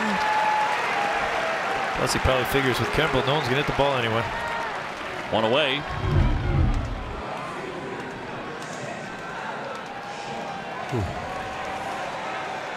Tough pitch to hit. Not sure if it was a strike. Good framing job by Leon right there.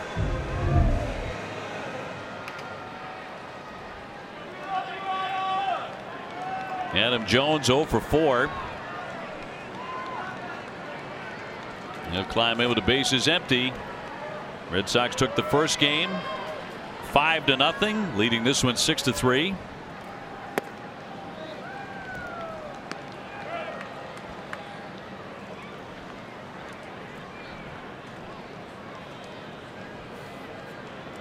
Win tonight would make the Red Sox 84-35.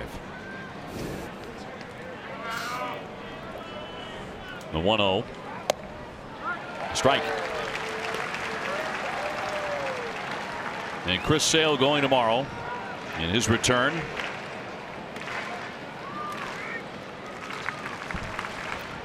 The Orioles have 35 wins.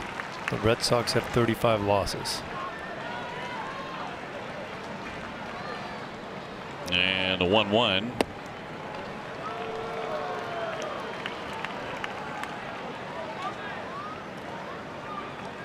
Red Sox won another day game today, and they're 28-5 in the daytime. Nights have gone well too. Here's the 2-1. Getaway days are pretty good.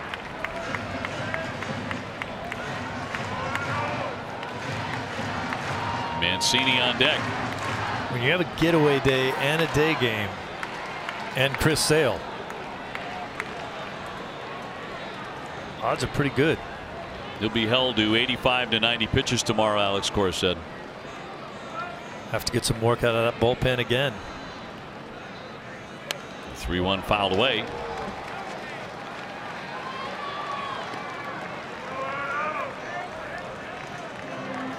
Red Sox didn't score until the 4th inning, then got single runs in the 4th, 5th, and 6th, 2 runs in the 8th. Another big one in the 9th inning. JD Martinez in the thick of it with a pair of home runs. He now has 37.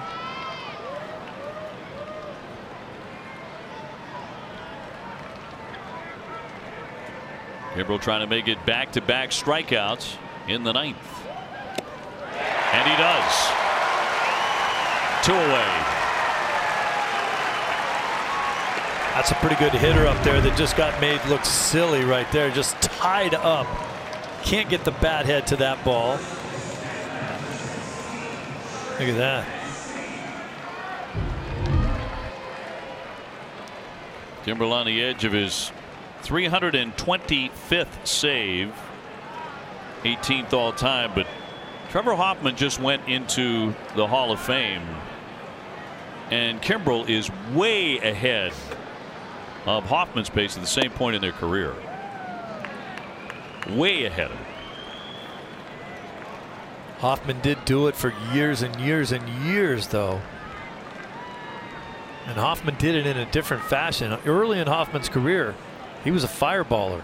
Yeah, then that changeup. And then it was all changeups. So he didn't have a lot of strain on that arm as he got older and older. Kimbrel, you think, would have to reinvent himself if he gets older and loses the fastball. A ways to go yet, though. You got that right. He has fanned the first 2 men in the 9th inning. Red Sox ahead 6-3. Trying to sweep the doubleheader. Yeah, the 2-0. He's gone to ball 3. Craig Kimbrel, the 6th man out of the bullpen. Workman, Pomerantz, Heath Hembree, Joe Kelly, William Cuevas, and now the closer. Unless you count Velasquez as a reliever as well, even though he started the game. He started the ball game. In there for a strike. 3-1.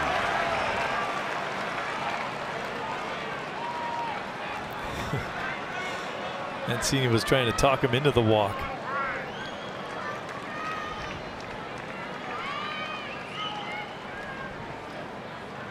(3-1) to Mancini. That was a bit of a blur at 97. Almost the same pitch to Mancini as he threw to Adam Jones. If you hit that pitch, it's going to be right off your fist. Cannot get your bat head to that spot in order to square up that pitch. Well, this was the scene at the end of game number 1 with a lot of Red Sox fans on their feet. 3-2 and a shot out to right. Mookie Betts backing up. That sails, and that ball is out of here. Mancini to the opposite field. He touches them all. 2-out 9th inning home run to make this 6-4. He's had a big night. 3 for 3 and 2 walks, and now a home run. It's the one thing, if you do get your bat head, see that ball's out over the middle of the plate. The other pitch tied him up inside. Kimbrel's going to provide a lot of the power for you. Just put a good swing on it, and it's going to go. So not done yet. Another home run threat coming up now. Chris Davis. Strike 1 right at the bottom of the zone with the curveball. Davis has been hit by a pitch glancing off the helmet. Also a walk, grounded out to first and fly to center. So a little bit tighter in the bottom of the 9th.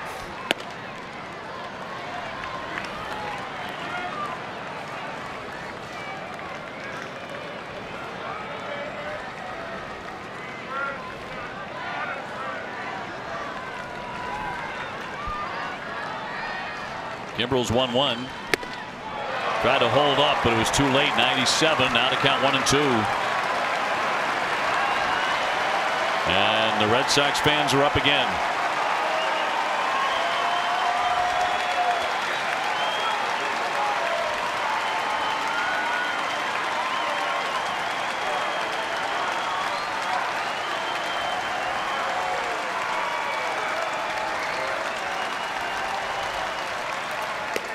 Struck him out.